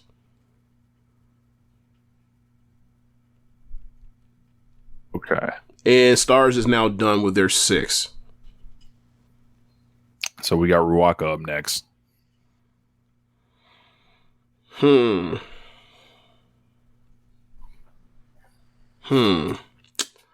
don't know, man. Cause I really think, like, you know, I don't know, like the numbers in real life are cool, but that I don't know if it's necessarily even if we stick to that. You're right. So do you want to start this whole entire draft over again? No. All right. And do a speed round version of shit and get it right because we fucked this up. All right. Let's see. You know what? I am either. Where do you? Where would you rather have Rock? Back in Little Tai or in Donald O'Mando? I think I think we should probably put her back in Little Tai. Sure, she can keep developing where she's at. All right, Rena. She's going on the Hina provision, right? Yes. So she's going to Stars. No, Rena would be going. I screwed this up. Okay, so now that's 6 person in Donald and QQ. We screwed this whole draft up. We tried. We fucked this all up. Oh man. Okay, we just need to put somebody somewhere to kind of like. All right, hold on. 1, 2, 3, 4, 5. Like 6. Not so much the numbers, but just like okay on paper, right. Like what do they have? Okay, yeah. Put her in. Put Rena and Donald O'Mando then.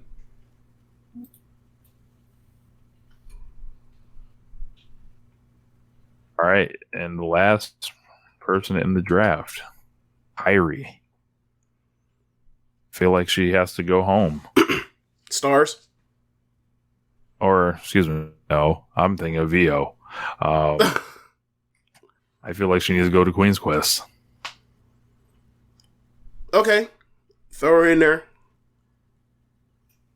I mean, unless, you want to put her in Cosmic Angels, I mean, she fits. That's what aesthetic, the hope is. That's what the hope is. Eventually, but yeah, I mean, I'm looking at this right now, and it's like we could have done a better draft. We screwed this up, but yeah, like looking at it, I think she's got to go to Queen's Quest. Okay, so Queen's Quest will be Utami, Kairi, Kid, Micah, Tekla, and Hannon. And then you look at that's an awesome unit. And then you look at Cosmic Angels, and Cosmic Angels is she has to go in Cosmic Angels. I'm sorry. Well, yeah, it makes more sense because we can get at least 5 people there. Let's put her in Cosmic Angels. Yeah, because then now she has somebody to be a bridge between Tam and Natsupoi, because Kairi helped Natsupoi when she was coming up when she was like a rookie, and Tam and Kairi clearly have some type of friendship going on or some connection going on. So we'll do that. And they could play. She could play Peacekeeper. She could be the William Regal to their Moxley and Danielson. All right, so I'm going to read off the new units for One Nation Radio here. We've got Stars, and that's led by Mayu Watani. We have Waka Tsukiyama, Kaguma, Saya Kamatani, Himeka, and Death. Cosmic Angels, Tam Nakano, Mina Shirakawa, Momo Kogo, Natsupoi, and Kairi.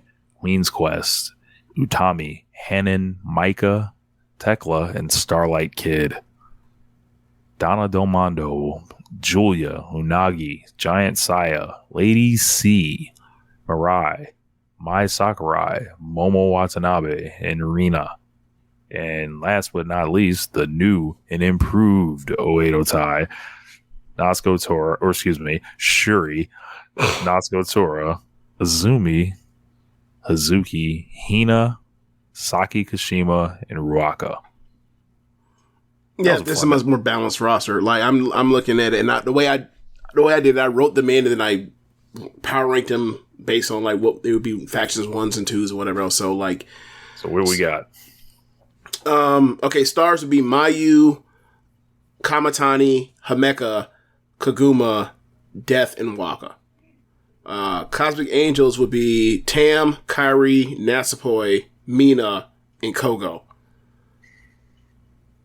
QQ would be Utami, Kid, Micah, Tekla, and Hannon. Donna Del Mondo would be Julia, Momo, Mirai, Unagi, Giant Saya, C, Mai, and Rina. And then hold on, because you did the joke, so let me do it. Give me 1 second. All right, there we go. So, this new, the new improved Oedo Tai, as you mentioned, will be Shuri, Hazuki, Azumi, Natsuko, Saki, Ruaka, and Hina. Man, I would like to see it. I'll just leave it at that. Yeah, I would too. I guess I don't know if we should post it anywhere because we fucked it up so many times. But it was a fun exercise anyway, nonetheless. Yeah. Next week we'll get back to covering the shows. I didn't have anything, but yeah. Anything else you want to add, Rich, to the show? I will be putting out a vlog. It's like a short documentary of sorts, about a half hour long, of my trip to, the road to the AEW Music Fest. So, lots of cameos in there, people that you recognize on TV, people that you might not recognize yet, maybe you will see in the future. And a lot of like people you see, all over the internet covering wrestling. You'll see my homeboys, you'll see me talking, my philosophy on how I'm approaching everything, and you're going to see like sound checks, and then you'll see the actual performance. I got to perform with Nyla Rose on the stage with me. That was pretty cool. So there was just a lot in there. So make sure y'all check that out. It'll be up on the YouTube channel sometime this week. All right. So be on the lookout for that. In the future, we'll be putting links to that blog in the description. But starting next week, obviously we missed it this week because this is going up first. But thanks for listening, y'all. Be sure to rate us on whatever app you're using to listen to this. Go to, if you're watch the live stream, hit us up with the bits. Go to our red circle and drop us off with a donation. Donations. And be sure to listen to those shows on the network. Besides One Nation Radio, you have the Keepin It Strong Style. You have the Ricky Clive Wrestling Show. You have Gorman Watches Shit.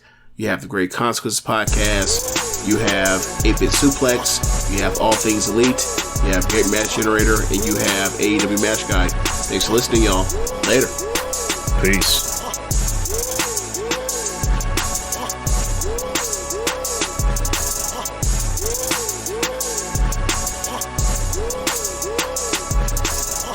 This message is brought to you by Regeneron. If you have diabetes, listen closely because your ears could help your eyes. Excess sugar from diabetes could lead to eye damage and vision loss, even blindness, and you might not even notice it at first. So remember, now is the time to get your eyes checked. Eye care is especially important with diabetes. See a path forward with actions and potential treatment options that may help your eyes and protect against vision loss. Go see an eye care specialist and visit noweyesee.com to take charge of your eyesight. That is NOWEYESEE.com.